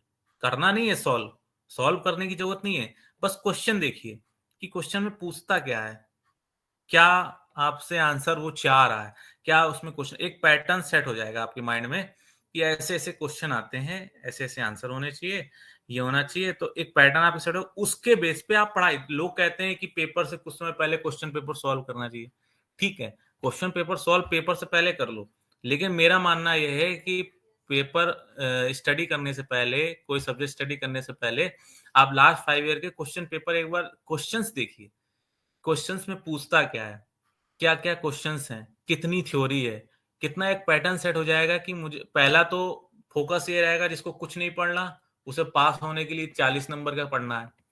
किसी को ये होता है कि मुझे अच्छे से नॉलेज करना है तो 50-60 नंबर, किसी को कहना मुझे तो सबसे अच्छा करना है, तो उसके बेसिस पे आप पढ़ाई स्टार्ट कर सकते हो।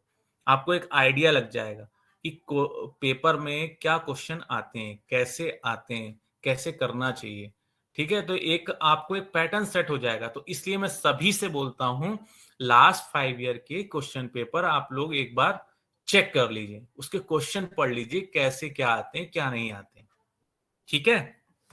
चलिए, आप सभी लोगों ने सी पढ़ रखी है, तो आपका जो जैसे नेक्स्ट सेशन मेरा डेटा टाइप है, तो उसके बारे में मैं कुछ पूछना चाहता हूं, तो मैं सबसे एक एक करके पूछूंगा। Anas Ayub, Anas, yes sir. तो आप वर्किंग है इसलिए मैं आपसे पहले सबसे पहले पूछ रहा हूँ, डेटा स्ट्रक्चर के टाइप क्या होते हैं? डेटा स्ट्रक्चर के टाइप सब नहीं आइडिया मुझे इसका सर। ओके, इंटीजर क्या है? इंटीजर में कौन कौन सी वैल्यू सेव हो सकती हैं? इंटीजर में जो इंटीजर वैल्यूज हैं सर, होल नंबर्स और जो भी नेगेटिव न्यूमेरिकल्स। एनोनिम्स, क्या नाम है आपका? एनोनिमस सर संभव। संभव जी, मैं अभी अनस जी से पूछ रहा था। अनश। Yes sir. हाँ, तो इंटीजर में कौन सी वैल्यू सेव हो सकती है? Sir negative and positive in numericals जो भी हैं। नेगेटिव वैल्यू सेव हो जाएगी इंटीजर में? Yes sir. इंटीजर में नेगेटिव वैल्यू सेव हो जाएंगी? जी सर, आई थिंक अगर अनसाइंड नहीं है तो। गुड, चलिए, वेरी गुड। आकृति राय,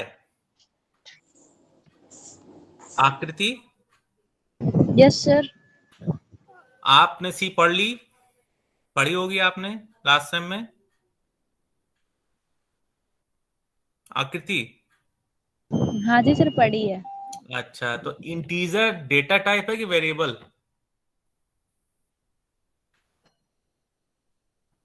वेरिएबल। वेरिएबल है। अच्छा, तो वेरिएबल क्या होता है?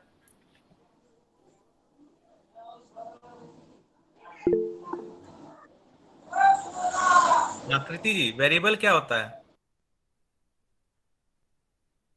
सर नहीं पता। अच्छा, तो आपने वेरिएबल कैसे बोला इंटीजर को?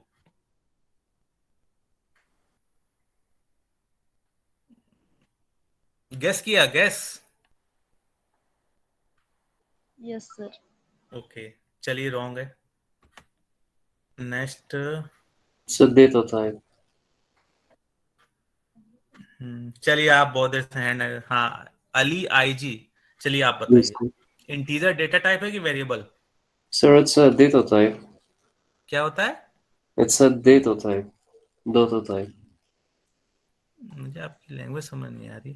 सर डेटा टाइप बोल रहा है। पीछे बात कर रहे हैं। Data type. ओके, तो आप अली जी, आप ये बताइए, डेटा टाइप और वेरिएबल में डिफरेंस क्या होता है? डेटा टाइप और वेरिएबल।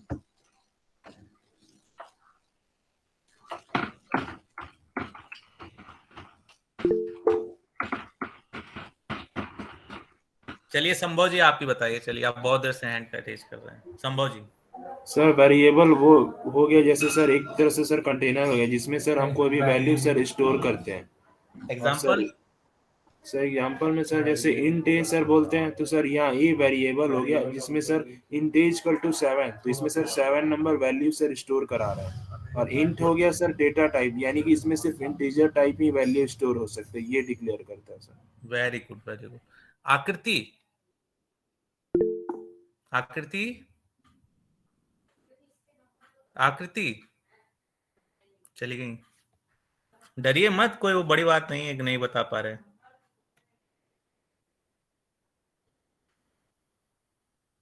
हिमांशु मिश्रा, हिमांशु जी, हिमांशु,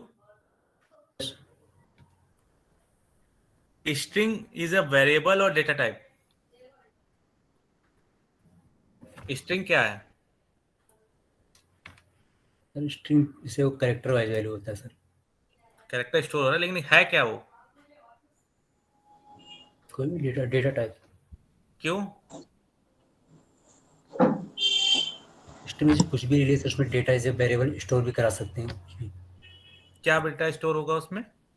स्ट्रिंग में मैं 1 2 3 4 स्टोर करा सकता हूँ? नहीं No, sir. इंटीजर हो गया। It's a text. You can store a text.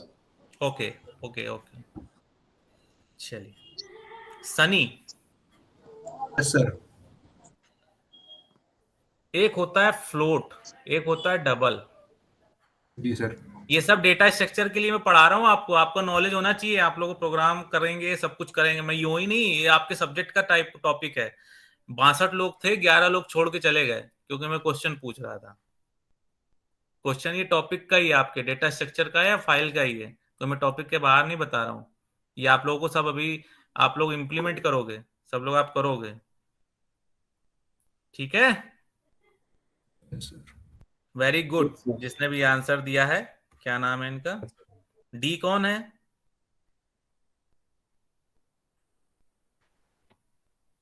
D, Deepanshu कौन है? D, mike problem, okay. String आपका कैरेक्टर स्टोर कराता है। कैरेक्टर जैसे सी ले लोगे, सी कैरेक्टर हो जाएगा। फिर कोई भी अल्फाबेटिक न्यूमेरिकल स्ट्रिंग में क्या है कि स्ट्रिंग वैल्यू में आपको मल्टीपल कैरेक्टर सेव हो सकते हैं। जैसे आपका नाम है काम, मेरा नाम है कामता, तो स्ट्रिंग में सेव हो जाएगा। अगर मैं कैरेक्टर 5 लूंगा तब कामता आएगा, अगर मैं कैरेक्टर 1 ले लूंगा तो सिर्फ के आएगा, कैर 1 लूंगा अगर, ठीक है? सर इसी से रिलेटेड एक क्वेश्चन है। जी जी। जो स्ट्रिंग में नल कैरेक्टर हम लास्ट में यूज करते हैं वो सभी लैंग्वेजेस के लिए कॉमन है ना? मतलब स्ट्रिंग को एंड करने के लिए नल मेरा डॉटनेट जावा में तो है, बाकी मैं पाइथन और उसका नहीं बता। पाइथन में नहीं होता सर। पाइथन का नहीं बता सकता मैं। Okay sir. आप पाइथन में काम कर रहे हैं नस? नो सर, मैं अभी तो इसमें नहीं। हाँ, डॉटनेट जावा में तो है। एक्चुअली में नहीं होता है सर। एक्चुअली में क्या है कि मैं देखिए, मैं डेटा फाइल स्ट्रक्चर पढ़ा रहा हूँ, सब कुछ है। मेरा जो एक्सपीरियंस है इन एंड, ठीक है, तो एक्सपीरियंस मेरा जो है वो डॉटनेट की सभी उसमें है, एंटिटी फ्रेमवर्क में भी है, एंगुलर में भी है, और एमबीसी में भी है, और इसमें, और प्लस जावा का मैंने 1-2 प्रोजेक्ट देखे, ठीक है। मैं 7-8 साल से काम कर रहा हूँ, तो मेरा इसी पे है। मैं कभी पाइथन और इन मैं बहुत 2012 का पास आउट हूँ, वहाँ उस समय इतना चलता भी नहीं था। आजकल से साइबर सिक्योरिटी और पाइथन बहुत चल रहा है। अब मेरी जॉब भी ऐसे गवर्नमेंट ऑर्गेनाइजेशन में है, तो यहाँ पे इतना ज्यादा मॉडलिटी नहीं है, तो मैं आप लोगों को पाइथन और इन सब चीज की नॉलेज नहीं दे पाऊंगा। बट आप लोग डॉटनेट, पीएचपी, डेटाबेस और सब्जेक्ट के बारे में कुछ पूछना चाहे तो पूछ सकते हैं, ठीक है? डॉटनेट और पीएचपी तो अभी हेलो। हाँ जी ऐसा नहीं ना पढ़ना सर वो ऐसा सर वो एज अ फ्रेशर कहीं पे इंटरव्यूअर कुछ इंटरव्यू क्रैक करने के लिए वो जावा का डेवलपर अच्छा होने से मतलब इंडिया में यार की और जावा स्क्रिप्ट का क्या ये रहता है, डिफरेंस रहता है वो? जावा स्क्रिप्ट तो आपकी क्लाइंट साइड होती है, उसमें आप यूज करना है, उसमें जावा देखिए मतलब सर वो अभी वो रिएक्ट नोड वगैरह वो आ गया है ना। तो देखिए, ये आपकी इंडस्ट्री की एक बड़ी प्रॉब्लम है कि हर 6 महीने में कुछ ना कुछ नया आता रहता है, ठीक है? लेकिन आप फ्रेशर हो, अगर आप फ्रेशर के लिए जॉब अप्लाई कर रहे हो, तो आपको जो, जैसे आपने बोला मुझे जावा आती है, तो मतलब जावा आनी ही चाहिए आपको। जब आप वहां पे आप इंटरव्यू देने जाओगे ना, तो आपसे ज्यादा 20, 25, 30 लोग जो इंटरव्यू देने जाएंगे, तो उनके पास क्या स्मार्टनेस है ना? देखिए ऐसा नहीं है, बट ये प्रॉब्लम है कि इतनी ज्यादा सब इंजीनियरिंग कर लिए। इंजीनियरिंग करना आसान, बीसीए करना आसान, एजुकेशन में डिग्री पाना तो हम इंडिया में सबसे इजी है, ठीक है ना? इंडिया में डिग्री सबसे इजी चीज है, किसी को भी मिल जाए, किसी को भी करना है, वो थोड़ा बहुत पढ़ के वो उसको क्वालिफाई, तो इंजीनियर बीटेक भी बहुत इजी हो गया है, ना, वो एक अलग चीज है। लेकिन नॉलेज होना, जब आप इंटरव्यू देने जाओगे, इंटरव्यू में देने बैठोगे, तो वहां पे नॉलेज ही काम आएगा आपका, सबसे बड़ी चीज। तो आप जो पूछना चाह रहे हो कि फ्रेशर के लिए, तो मुझे जो लगता है फ्रेशर के लिए, मतलब सर स्कोप कौन कौन किस में ज्यादा है मतलब? देखिए जावा में पैसा बहुत अच्छा है, इसमें कोई वो नहीं है। उसके मतलब बाद जॉब पाने के लिए इजीली जॉब, मतलब फ्रेशर्स को तो इजीली जॉब नहीं मिलता ना वो। इसके लिए आप PHP और .NET प्रेफर कर सकते हो। अच्छा, मतलब पहली जॉब के लिए। हाँ, PHP .NET। फिर देखिए क्या होता है कि आप अपने आप को एक्सप्लोर करना पड़ता है। यस सर, मतलब जब हमने पहले 2012 में जॉब पाई थी, जब हम पहली बार नेशनल इंफॉर्मेटिक्स सेंटर में क्वालिफाई हुए थे एज ए ट्रेनी इंजीनियर, तो मुझे 2008 का .NET आता था, विजुअल स्टूडियो, और मैं VB शार्प में कभी काम नहीं किया था। मुझे C# और सिर्फ डेटाबेस में SQL आता था। पर जब मैं जैसे एंट्री किया वहां पे VB शार्प आ गई, मतलब VB शार्प में प्रोजेक्ट था। अब मैं बड़ा परेशान हुआ, डिम लो, वहां पे सिंटेक्स चेंज। तभी मैं आप लोगों को बोल रहा हूँ, अगर आप लोगों को आता होगा ना, तो आप लोगों को 1 से 1.5 महीना लगेगा किसी भी लैंग्वेज को सीखने में। तो वहां पे मैंने, तब गूगल था, अच्छा खासा अपॉर्चुनिटी था, मैंने सर्च करके 1.5 थोड़ा सा सपोर्टिव स्टाफ मिल गया, तो मैंने उसको कर लिया किस तरीके से। पहली बार लाइफ में मेरे पास VB शार्प आया था, मैंने कभी नहीं किया था काम। ठीक है, तो आप एक चीज में अच्छी नॉलेज कर लो, जब कंपनी जाओगे या कहीं ज्वाइन करोगे, आपको कहीं जॉब मिल गई, तो वहां पे आपको 15 दिन, 20 दिन, 1 महीने का समय मिलता है। वही आपका 1 महीना, 1.5 महीना आपको दिन रात मेहनत कर लो, मतलब अच्छे से पढ़ लो, अच्छे से सपोर्टिव स्टाफ का मतलब पूरी हेल्प ले लो। उसके बाद आप फ्री हैंड हो जाएगा, आपको इजी हो जाए, हैंड हो जाएगा, फिर आप खुद से करने लगोगे। यही एक टेक्निक होती है, ठीक ना आपको। लेकिन जो चीज आती है वो अच्छे से आनी चाहिए। कोई एक चीज सीखिए, जो भी सीखना चाहते हैं, पाइथन, PHP, .NET, जो भी सीखना चाहते हैं बहुत अच्छे से सीख लीजिए, ठीक है, फिर एंट्री करिए। हिमांशु मिश्रा, हिमांशु यस। आप MCA के अलावा कुछ करते हैं? रिएक्ट में वेब डेवलपमेंट। हाँ, मुझे लगा था ऐसा। तो किस पे, अभी कौन सी लैंग्वेज है? सर जावास्क्रिप्ट है। जावास्क्रिप्ट। तो अब तो jQuery आ गई है, अब तो बूटस्ट्रैप ये सब आ गया। बूस्ट हो गया ना सर डिजाइनिंग के लिए उसके बाद। लंच कर रहे हैं? नहीं सर। अच्छा, फिर Node.js आ गया, हम बैकएंड में भी अब कर सकते हैं। Node.js MongoDB के कनेक्ट कर सकते हैं, एक्सप्रेस। Very good. हाँ जी, अभिषेक जी पूछिए। आज आप लोग क्वेश्चन सेशन कर लेते, प्रश्न काल चल रहा है पार्लियामेंट का। हाँ जी अभिषेक जी। देखिए सब लोग लेफ्ट हो जा रहे हैं, बाकी सब लोग बोर हो रहे हैं। कोई बात नहीं, मैं अगली बार से आपको अच्छे से सब्जेक्ट बताऊंगा। 14 लोग चले गए। सर जी मेरा नेट इशू चल रहा है सर, नेट बहुत स्लो आ रहा है नेटवर्क। अच्छा, कुछ पढ़ा है सर अभी इससे जो पहले तक लैंग्वेज जो अभिषेक जी थोड़ा ताई माइक ऑफ कर लीजिए। बेस्ट लैंग्वेज आज के टाइम में जावा ही है। Hello sir. हाँ जी सर ये बस पूछना था कि मतलब सीखने के लिए सबसे बेस्ट लैंग्वेज कौन सा रहेगा, ये आप बता सकते तो। क्योंकि सर अभी तो प्रैक्टिस बस C++ ही चल रहा है जो सिलेबस के हिसाब से। तो आप एक लेवल ऊपर उठिए ना। अब आप .NET सीखिए। .NET sir.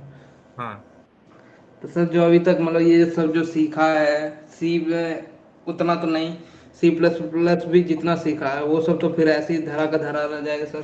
क्यों? C++ बेस्ट है। क्यों हो जाएगा? C++ का स्टैंडर्ड वर्जन तो है जो C का ही तो सारी चीजें .NET में यूज होती हैं। अच्छा, तो सर मतलब जो भी .NET में क्लास बनती है ना। .NEट का भी कुछ भी आपने अभी पहली बार ही मतलब मैंने इसके बारे में जाना है। ओके, देखिए आप BCA में कौन सेमेस्टर में है? 3rd में सर। 3rd में। जी आप सर। सभी लोगों के पास समय कम है, पहले अपनी BCA की स्टडी पे ध्यान दीजिए, जी है ना। आप Yes, लोगों के पास लास्ट सेमेस्टर होगा 5th और 6th, उस पे ध्यान दीजिएगा। अभी आप लोग अपने सब्जेक्ट क्लियर करने पे ध्यान रखिए। अगर आपकी डिग्री नहीं मिली आप लोगों को, तो आप लोग कैसे आगे बढ़ोगे? ठीक है ना। तो मैं आप सभी लोगों से मैं आप लोगों को फर्स्ट सेकंड क्लास में ऐसे इंट्रो करता हूँ, ऐसे डिस्कशन करता हूँ, बट आप सभी लोगों से ये कहता हूँ जो बीसीए में है वो 5th 6th सेमेस्टर में इन सब चीजों के बारे में सोचिए। अभी अपनी क्लास, अपने सब्जेक्ट्स के नॉलेज रखिए। मैं आपको बता रहा हूँ कि आपके ये सब्जेक्ट इंपॉर्टेंट है, मतलब इतने इंपॉर्टेंट है कि वो हमेशा लाइफ में काम आएंगे। Yes sir. सर तभी तो मतलब आपने बताना शुरू करा तभी मैं अच्छे से ज्वाइन भी हो पाया, वरना सर क्लास में उतना इंटरेस्ट नहीं जग रहा था मेरा। ठीक है, आपको मैं पढ़ाऊंगा ना तो भी इंटरेस्ट आएगा। ठीक है, जी मैं सर। बहुत नॉर्मली रहता हूँ, मैं ऐसा नहीं हूँ कि थोड़ी बोल के चला गया, ऐसा मेरा साथ कभी नहीं होगा। जी सर। ठीक है, जी सर। Thank you sir. लेकिन मैं अभी बोल नहीं पाऊंगा सर, क्योंकि मेरे सिस्टम में माइक नहीं है और अभी मैं दोनों से कनेक्ट हूँ, फोन से भी और इससे भी। तो कोई सर इशू नहीं है, कोई इशू नहीं है, आप सुनिए वही काफी। ठीक है, ये सनी सर जी, मैं सुन सकता हूँ। सनी जी क्या सर। कह रहे हैं? सर ओके, मेरे को मेरा अभी पाइथन की वो उसमें पाइथन बोल रहा हूँ, असेंबली लैंग्वेज की बैक रहती है, उसको देनी है मेरे को, तो उसमें कैसे अप्रोच करूँ?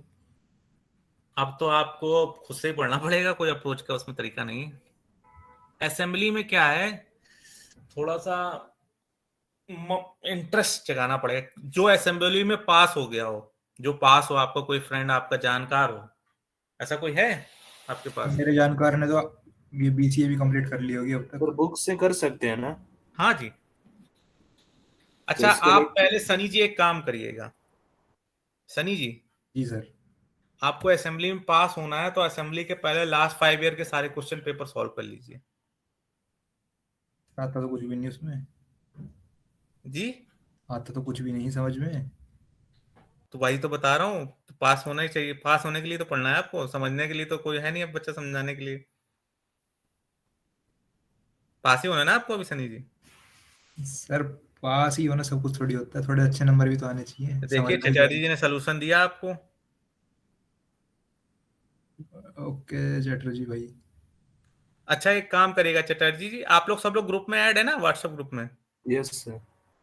तो जो भी चीजें हो, कुछ भी डाउट, देखिए चटर्जी आपसे बात करना चाह रहे हैं, आप हेल्प लीजिए पूरी। ठीक है, यस सर। ओके। चलिए, मैं कुछ पूछ रहा था आप लोगों से, तो आप लोगों में मान के चलूंगा कि सी आती है आप लोगों को। ठीक है, यस सर। कई लोग चले गए यार हमारे क्वेश्चन पूछने से, वो हेलो मुझे सर। खल जाता है, इसीलिए फिर मैं पासता नहीं हूँ। हेलो हाँ जी, सर, मैं बोलिए। ये लैंग्वेज लगभग सर सीखा हुआ है, जी मतलब जी, पढ़ा हुआ है। जब सर कॉम्पिटिटिव प्रोग्रामिंग करता हूँ तो सर उसमें सॉल्यूशन नहीं हो पाता, सॉल्व नहीं होते क्वेश्चन सर। क्वेश्चन सॉल्व में तो आपने एरर सॉल्व किए, आपको क्वेश्चन सॉल्व नहीं करना। आप जी जब आप काम कर रहे हो, जब आप प्रोग्राम कर रहे हो, तो आपको एरर सॉल्व करने हैं। तो जो सर कुछ एरर आते हैं वो सॉल्व कर पाते हैं? सर उसमें हिंट, जैसे हिंट दिया होता कि ये चीज करना होगा, तो वो क्वेश्चन जब सॉल्व करता हूँ तो उसमें पता नहीं क्यों सर थोड़ा बहुत सारे एरर आ जाते हैं उसमें। जैसा आउटपुट वो पहले बताता है कि ये चीज करना है और इस तरह आपका आउटपुट होना चाहिए, तो जिस तरह आउटपुट वो दिया रहता है उस तरह का आउटपुट नहीं आता है। तो आप प्रोग्राम कॉपी पेस्ट करते हैं? नो सर, क्या अपने करते हैं, खुद से? जी सर, खुद से देखता हूँ। तो आपको प्रैक्टिस की जरूरत है, और जो एरर आ रहा है ना, जी सीधे कॉपी करो, एरर को गूगल पे डाल दो, इसका क्या सोल्यूशन होगा। ये करते हैं आप? नहीं सर, ये नहीं करते सर। तो बस यही करना पड़े। देखिए, मैंने क्या बोला, आपके पास यूट्यूब और गूगल इतना अच्छा स्टडी के लिए आप लोगों के पास अवेलेबिलिटी है, हमारे टाइम पे नहीं था, तो हम लोग को बहुत दिक्कत होती थी। अनूप जी, आपकी जो भी एरर हो, एक एरर को आप गूगल पे डालिए, how solve this error, how solve this error, और फिर आप उसको इम्प्लीमेंट करिए अपने प्रोग्राम में खुद से, किसी से पूछने की जरूरत नहीं है। आप कह रहे हैं कि आपने सी को अच्छे से पढ़ लिया, आपको नॉलेज है बेसिक, तो आप कहीं ना कहीं सिंटेक्स एरर बहुत करते होंगे। उसमें सिंटेक्स एरर होते हैं आपके? कितने टाइप के एरर होते हैं अनूप जी? सर अभी सर बेसिक प्रोग्राम एक दो बन गया, उसके बाद में सर उसमें एक हैकर अर्थ करके है सर, हैकर रैंक, हैकर अर्थ कॉम्पिटिटिव प्रोग्रामिंग के लिए, उसमें 2-3 लेवल सर पार हो गया, उसके बाद में लेवल ही नहीं पार हो रहे हैं सर। ओके, तो आपको थोड़ी सी और स्टडी करने की जरूरत है। ओके क्या सर। इशू आता है आपका? इशू क्या आता है अनूप जी, मतलब क्या इशू आता है? मतलब आप कह रहे डाटा हैं स्ट्रक्चर और एल्गोरिथम में प्रॉब्लम हो रही है सर। अभी मैंने पढ़ाया ही नहीं है डाटा स्ट्रक्चर एल्गोरिथम जो प्रॉब्लम। मतलब सर मैंने खुद से मतलब थोड़ा बहुत कोशिश करा, लेकिन उसमें बहुत दिक्कत हो रही है। क्या दिक्कत हो रही है?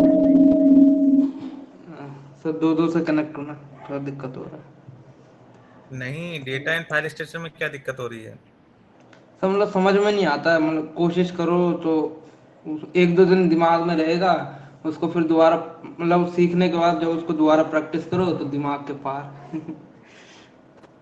ये तो गड़बड़ चीज है। ये तो प्रॉब्लम अलग ही है। अच्छा हाँ, क्या नाम है, आप सभी लोगों से जितना मैं देख पा रहा हूँ आपकी चैट बॉक्स में, देवलॉय चटर्जी, सोनू सिंह, ये सभी लोग अच्छे से हैं। तो जितना अच्छा आपके आपके कोलिग्स बता पाएंगे उतना कोई नहीं बता पाएगा। तो आप सभी लोग हेल्प लीजिए, हेल्पफुल हैं चटर्जी जी और ये सोनू जी जितने हैं, शुभमन पांडमी, Sunny, Kushal paradox. Sir which paradox? Yes sir. मतलब आप सभी लोग हेल्पफुल हैं?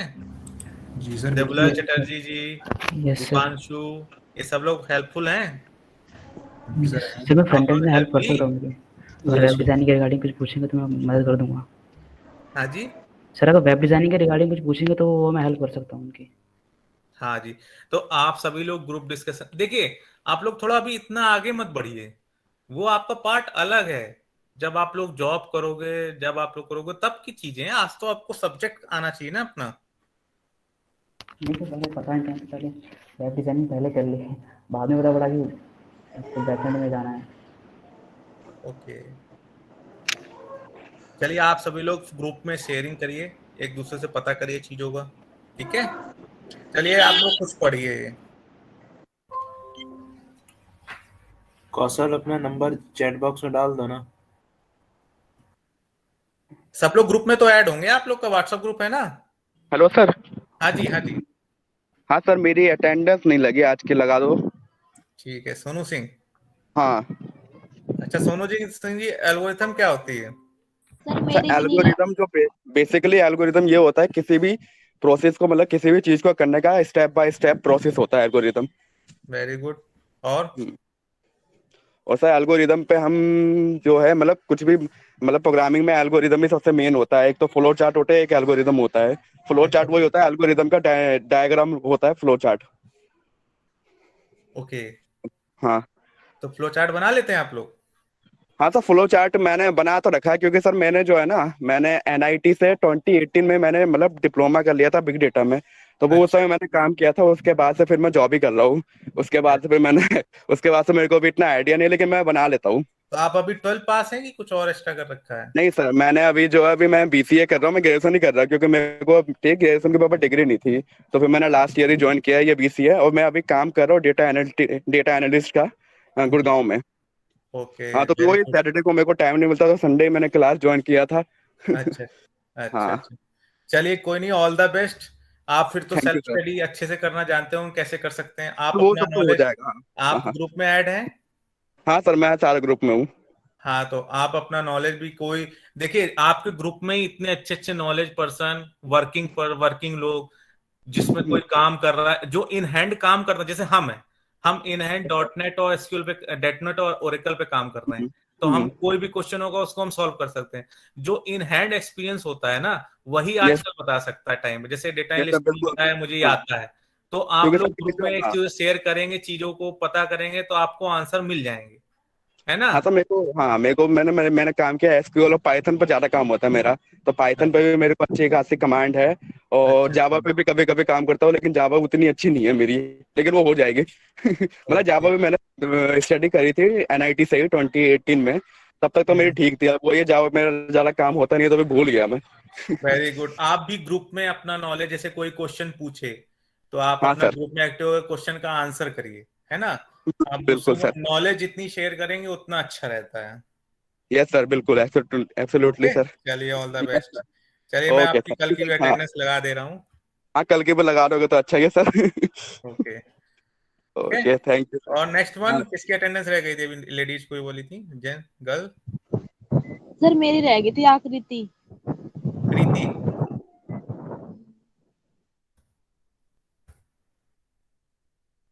आप लोगों को नेक्स्ट, अच्छा आप सैटरडे में जो लोग भी रहेंगे उस दिन मैं आपकी 3 यूनिट पूरी कंप्लीट कर दूंगा। प्रीति लगी तो सर है आप? अभिषेक 51। अभिषेक सर 51।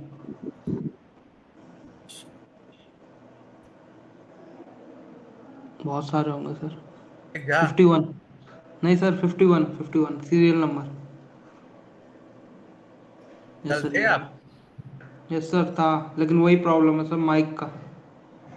कोई बात नहीं। Thank you sir. और किसी के कोई क्वेश्चन? आज कोई भी क्वेश्चन पूछ सकते हैं। और किसी कोई क्वेश्चंस? सर एक क्वेश्चन है। हाँ जी बताइए। सर अगर जैसे हम बिना डिग्री ना हो, ठीक है, पर हमने जितना भी वर्क कर रखा उसका पोर्टफोलियो हो, तो उसके रिगार्डिंग जॉब मिल सकती है? स्टार्टअप्स में ओनली। अच्छा सर, ठीक है। स्टार्टअप्स के अलावा आप किसी अच्छी कंपनी में जाएंगे तो वहां तो पहली एलिजिबिलिटी क्राइटेरिया डिग्री मांगेगा, बीटेक मांगेगा, एमसीए मांगेगा। सर बीसीए को बैचलर डिग्री बहुत बंदे पे एक्सपीरियंस हो जाए तो, किसका एक्सपीरियंस हो जाए, इंडस्ट्री में वर्क भी कर लिया एज ए फ्रेशर लग के, फिर बाद में। बट जैसे कोई वैकेंसी निकली, ठीक है, जैसे किसी ने वैकेंसी निकाली, उसने एडवर्टीजमेंट में डाल दिया कि आपका एटलीस्ट बीटेक एमसीए या बीसीए होना चाहिए, तो आप वहां पे हेलो कैसे एंट्री करोगे? सर। सर हाँ जी। सर जो फ्रीलांसर होते हैं उनको थोड़ा जॉब में रिस्क होता है क्या? मतलब जॉब नहीं मिलती क्या उनको आसानी से? क्यों नहीं मिलेगी, सब मिल जाएगी आप लोग, बट एक एलिजिबिलिटी भी तो होती है। Knowledge it's okay, but eligibility भी तो एक चीज होती है। आप किसी गवर्नमेंट ऑर्गेनाइजेशन में जाइए, मतलब गवर्नमेंट में आप कोई फॉर्म सर भरिए। जैसे पता है, मैं जैसे फ्रीलांसिंग करता हूँ, ठीक है, तो मेरे भैया वो मुझसे कहते हैं ना कि अपना मतलब पूरा ना वो रखना है, मतलब रिवाइल नहीं करना कुछ भी, क्योंकि ना जो कंपनी वाले होते हैं वो फ्रीलांसर को इसलिए नहीं लेते क्योंकि वो सोचते हैं कि ये इन्फॉर्मेशन लीक करेंगे। तो ऐसा होता आपको, है? आप किसी कंपनी में इंटरव्यू देने जाओगे बीसीए के बाद, तो आपको क्यों बताना है कि आप नहीं, फ्रीलांसर जैसे काम मेरे करते को हो? भी अगर मैं किसी को बताना ही क्यों है?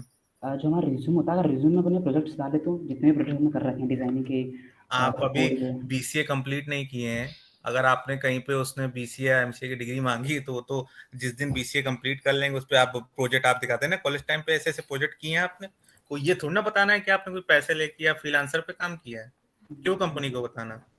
और अगर बिना मतलब डिग्री से पहले करे तो जॉब, ग्रेजुएशन से यस पहले, क्या ग्रेजुएशन से पहले, ग्रेजुएशन पहले भी जॉब कर सकते हैं ना? कर सकते हैं, अगर कंपनी एलिजिबल करती है आपको तो।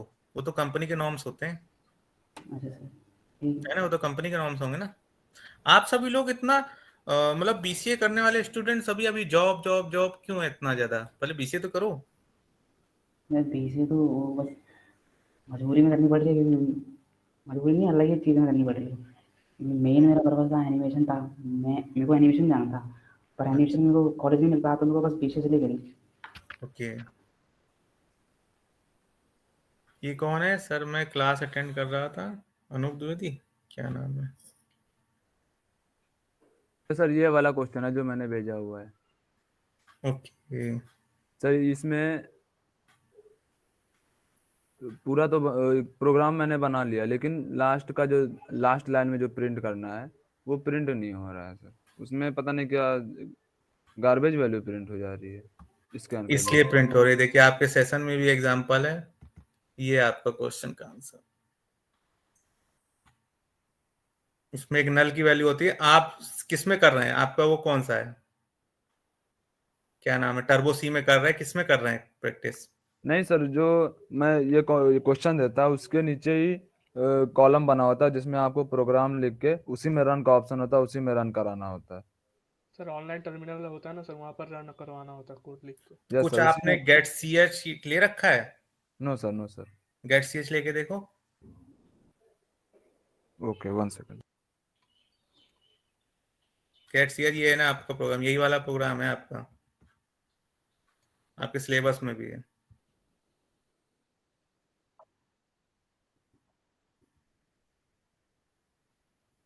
तो वही मैं पूछा था किसमें कर रहे हैं।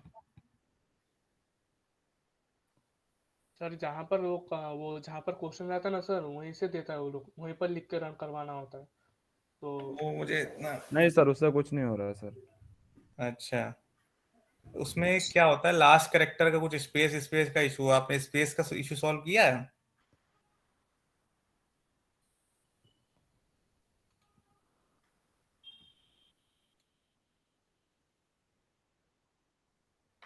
Okay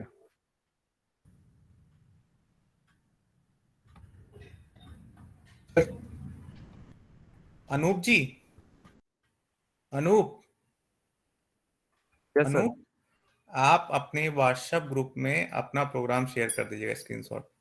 okay sir. ठीक है, वहां पे आपको 100% आंसर मिल जाएगा। ओके। कैरियर पे सबका ध्यान है, उधर क्वालिफिकेशन में लिखा होता है कि 3 इयर्स बैचलर डिग्री और equivalent experience startup level jobs के लिए। गुड, चलिए थोड़ा एक ये पीडीएफ कंप्लीट करा देता हूँ, थ्योरी टाइप की है। तो उसके बाद आप लोगों को कल नेक्स्ट क्लास से एरे बताऊंगा। एक्चुअल आपकी स्टडी जो होगी वो नेक्स्ट क्लास से स्टार्ट हो जाएगी। ठीक है, अभी आप सभी का इंट्रो, आप सभी का माइंड कौन कितना क्या है वो सभी मेरे को कैप्चर हो गया चीजें। अब नेक्स्ट क्लास से आप सभी लोग प्रेजेंट रहिएगा, आप लोगों का मेन क्लास स्टार्ट होगा। ठीक है, सभी लोग सुन रहे हैं मेरी वॉइस? Yes sir. सब लोग यस सर बोलिए एक बार।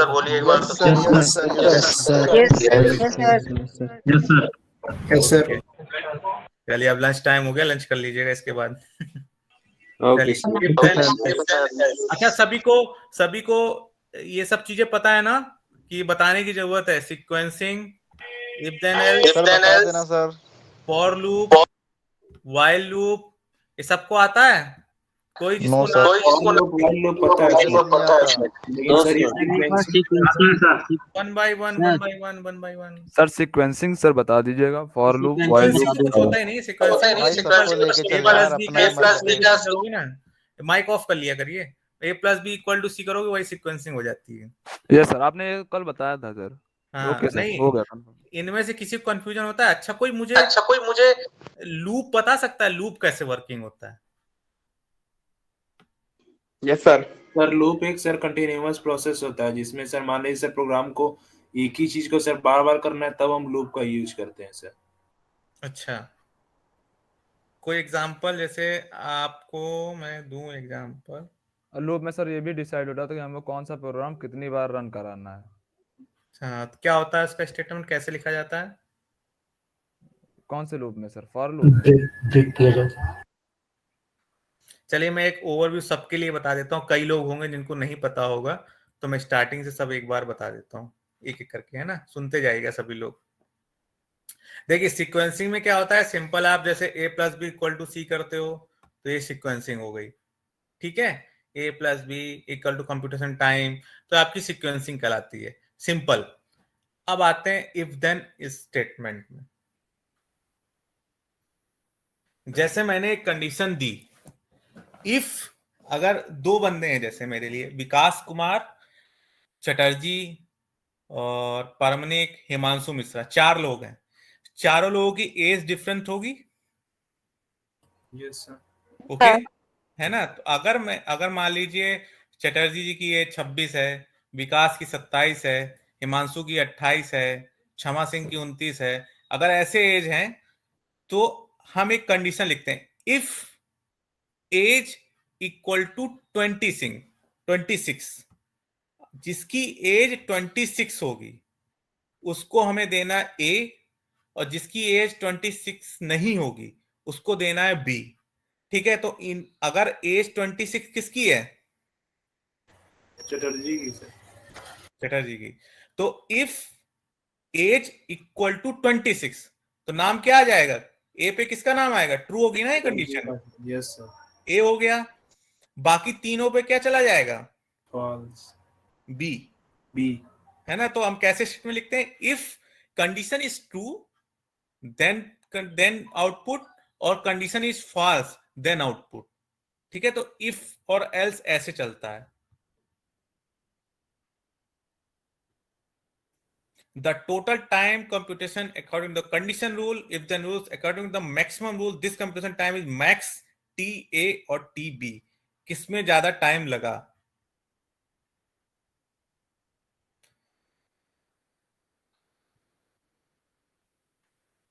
कुणाल, कुणाल है कि चले गए?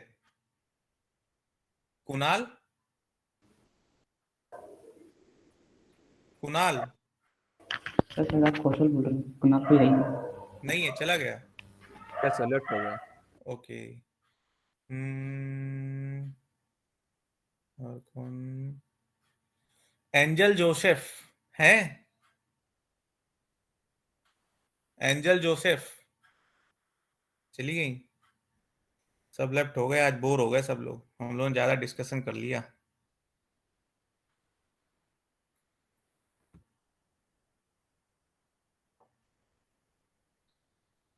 कौशल, पैराडॉक्स, यस सर। आप बताइए इफ देन एल्स क्या होता है? क्या सर, क्या बताना है? इफ देन एल्स कैसे चलता है, क्या होता है? सर इफ और एल्स ना सर, इफ एल्स एक कंडीशन होती है कि अगर मान लो आपको एक वर्क करना है, ठीक है, सपोज, तो आपके पास कंडीशन लगा सकते हो आपको कि ये एग्जांपल से बताता हूँ। सर जैसे सपोज आपको ना वो निकालना है, क्या कहते हैं, परसेंटेज कैटेगरी निकालना है कि इतने परसेंटेज के बंदे अगर ज़्यादा हैं तो उसको ए ग्रेड मिलेगा और 50 के नीचे हैं तो बी ग्रेड। तो आप इफ और एल्स कंडीशन से उसे अप्लाई कर सकते हैं।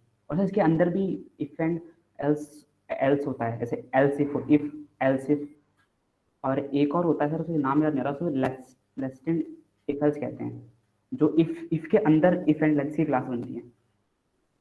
नेस्टेड के अंदर कितने भी नेस्टेड इफ कंडीशन लगा लो, वो तो एक अलग पार्ट हो गया, नेस्टेड इफ एल्स हो गए वो। ठीक है, गुड।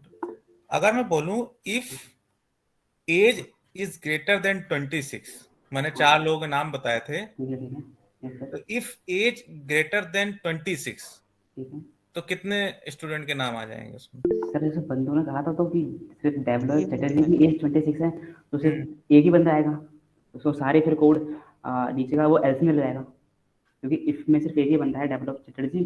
अच्छा ठीक है भाई। नहीं, मैंने बोला if age is greater than 26 then कितने बंदों का नाम आएगा? 4 बंदे थे, 3 का।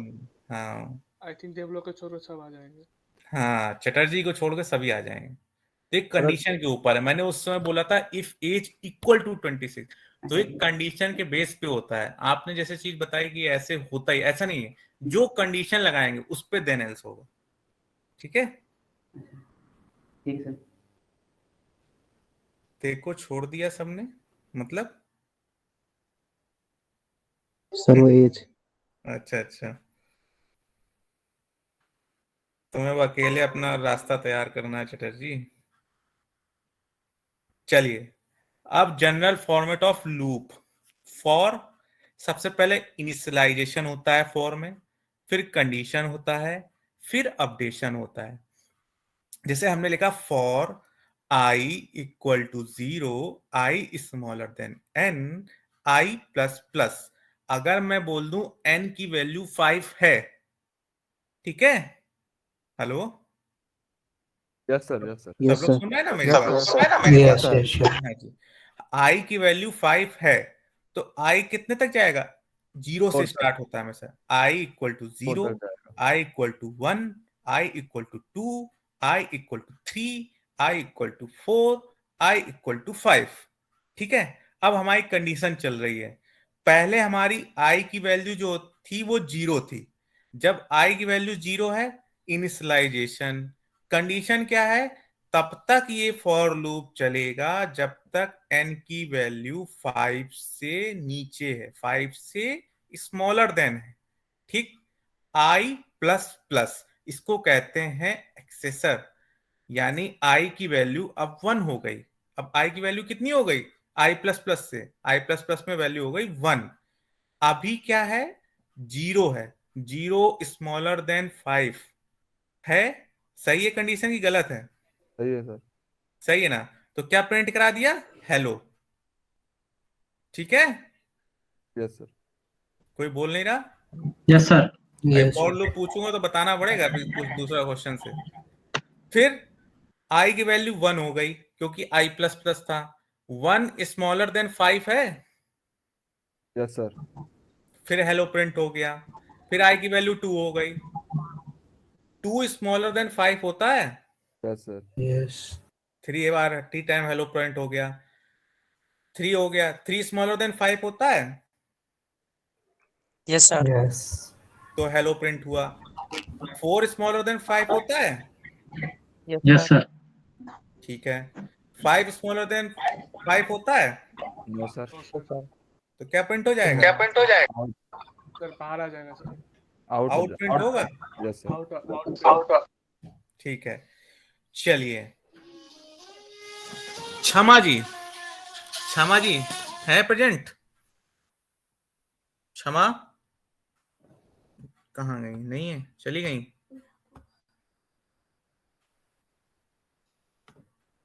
लेफ्ट हो गई सर। लेफ्ट हो गई, ओके।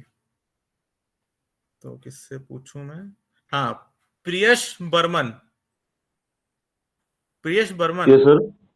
हाँ जी, चलिए मैं एक कंडीशन दे रहा हूं आपको। फॉर, आपने सुना ना फॉर लूप कैसे होता है? Yes sir.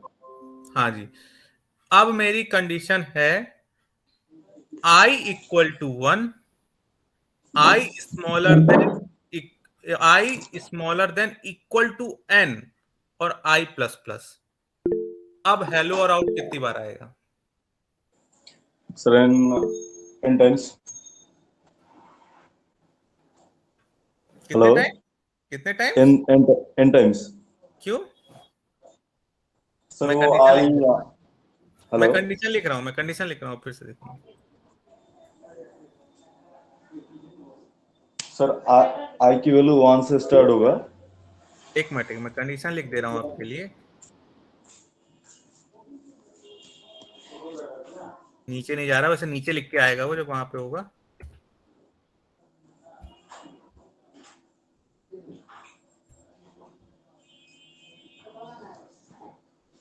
ठीक है, अब बताइए कितनी बार हेलो प्रिंट होगा और कितनी बार आउट, मतलब हेलो कितनी बार प्रिंट होगा ये बताइए। सर वो हेलो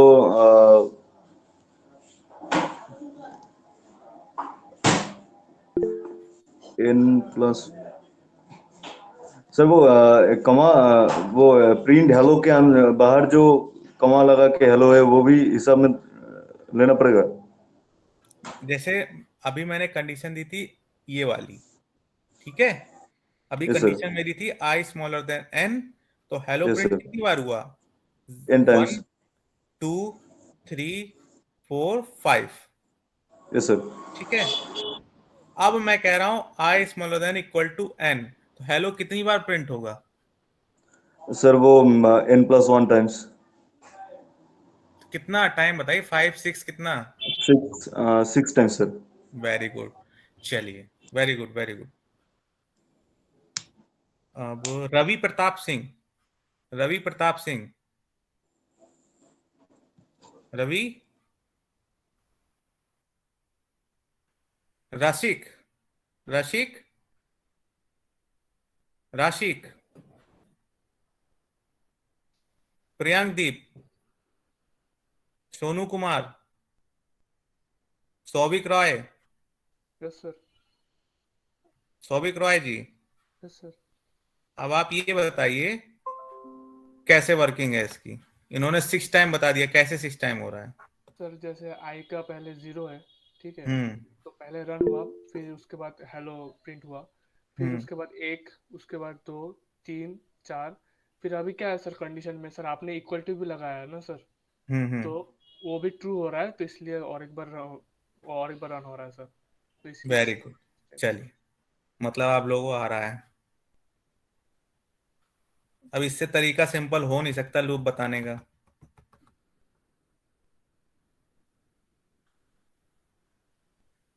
डू वाइल लूप के बारे में पता है किसी को? हाँ सर। जल्दी से खत्म करते हैं, 1 बज गया। Yes sir. Yes sir. कोई बता देगा डू वाइल लूप क्या होता है? सर एक बार मैं रन बता तो रहा होगा ही हूँ होगा सर, जो भी हो सर। ठीक है, अनूप द्विवेदी आप बताइए। अनूप द्विवेदी। सर इसमें एक बार कंडीशन, अगर कंडीशन फॉल्स भी होती है तब भी एक बार एग्जीक्यूट होता है सर कोड। अच्छा, एक एग्जांपल दे दीजिए जल्दी से सर। चलिए प्रियस बर्मन जी आप एग्जांपल दे दीजिए। सर डू वाइल मतलब सर वो डू के बाद सिंटैक्स एग्जांपल का मतलब वो सिंटैक्स वगैरह कुछ। देखिए जैसे स्टूडेंट के रोल नंबर है 1 2 3 4 5 6 7 8 9 10, ठीक है। तो मैं लगा दूंगा डू में condition if roll number equal to 5, ठीक है। इसको मैथमेटिक्स, इंग्लिश, साइंस और सब में 10 में और 10 मिला है, ठीक है। तो जिसका भी रोल नंबर 5 होगा उसको हम सब में 100 मार्क्स दे रहे हैं, बाकी सभी को 80 मार्क्स दे रहे हैं, ठीक है। तो डू जब तक उसका रोल नंबर 5 नहीं मिल रहा, मतलब डू अगर किसके लिए 5 के लिए करना है, वाइल बाकी सबके लिए चलेगा, ठीक है। आप लोग नेक्स्ट क्लास है 1 बजे से कोई? Yes sir. Yes sir. किस चीज की क्लास है? DBMS। चलिए ऑल द बेस्ट, ओके। स्वस्थ रहिए, खुश रहिए, मस्त रहिए। Bye sir. Okay bye. Sir ये भेज देना सर। हाँ ठीक है। ओके।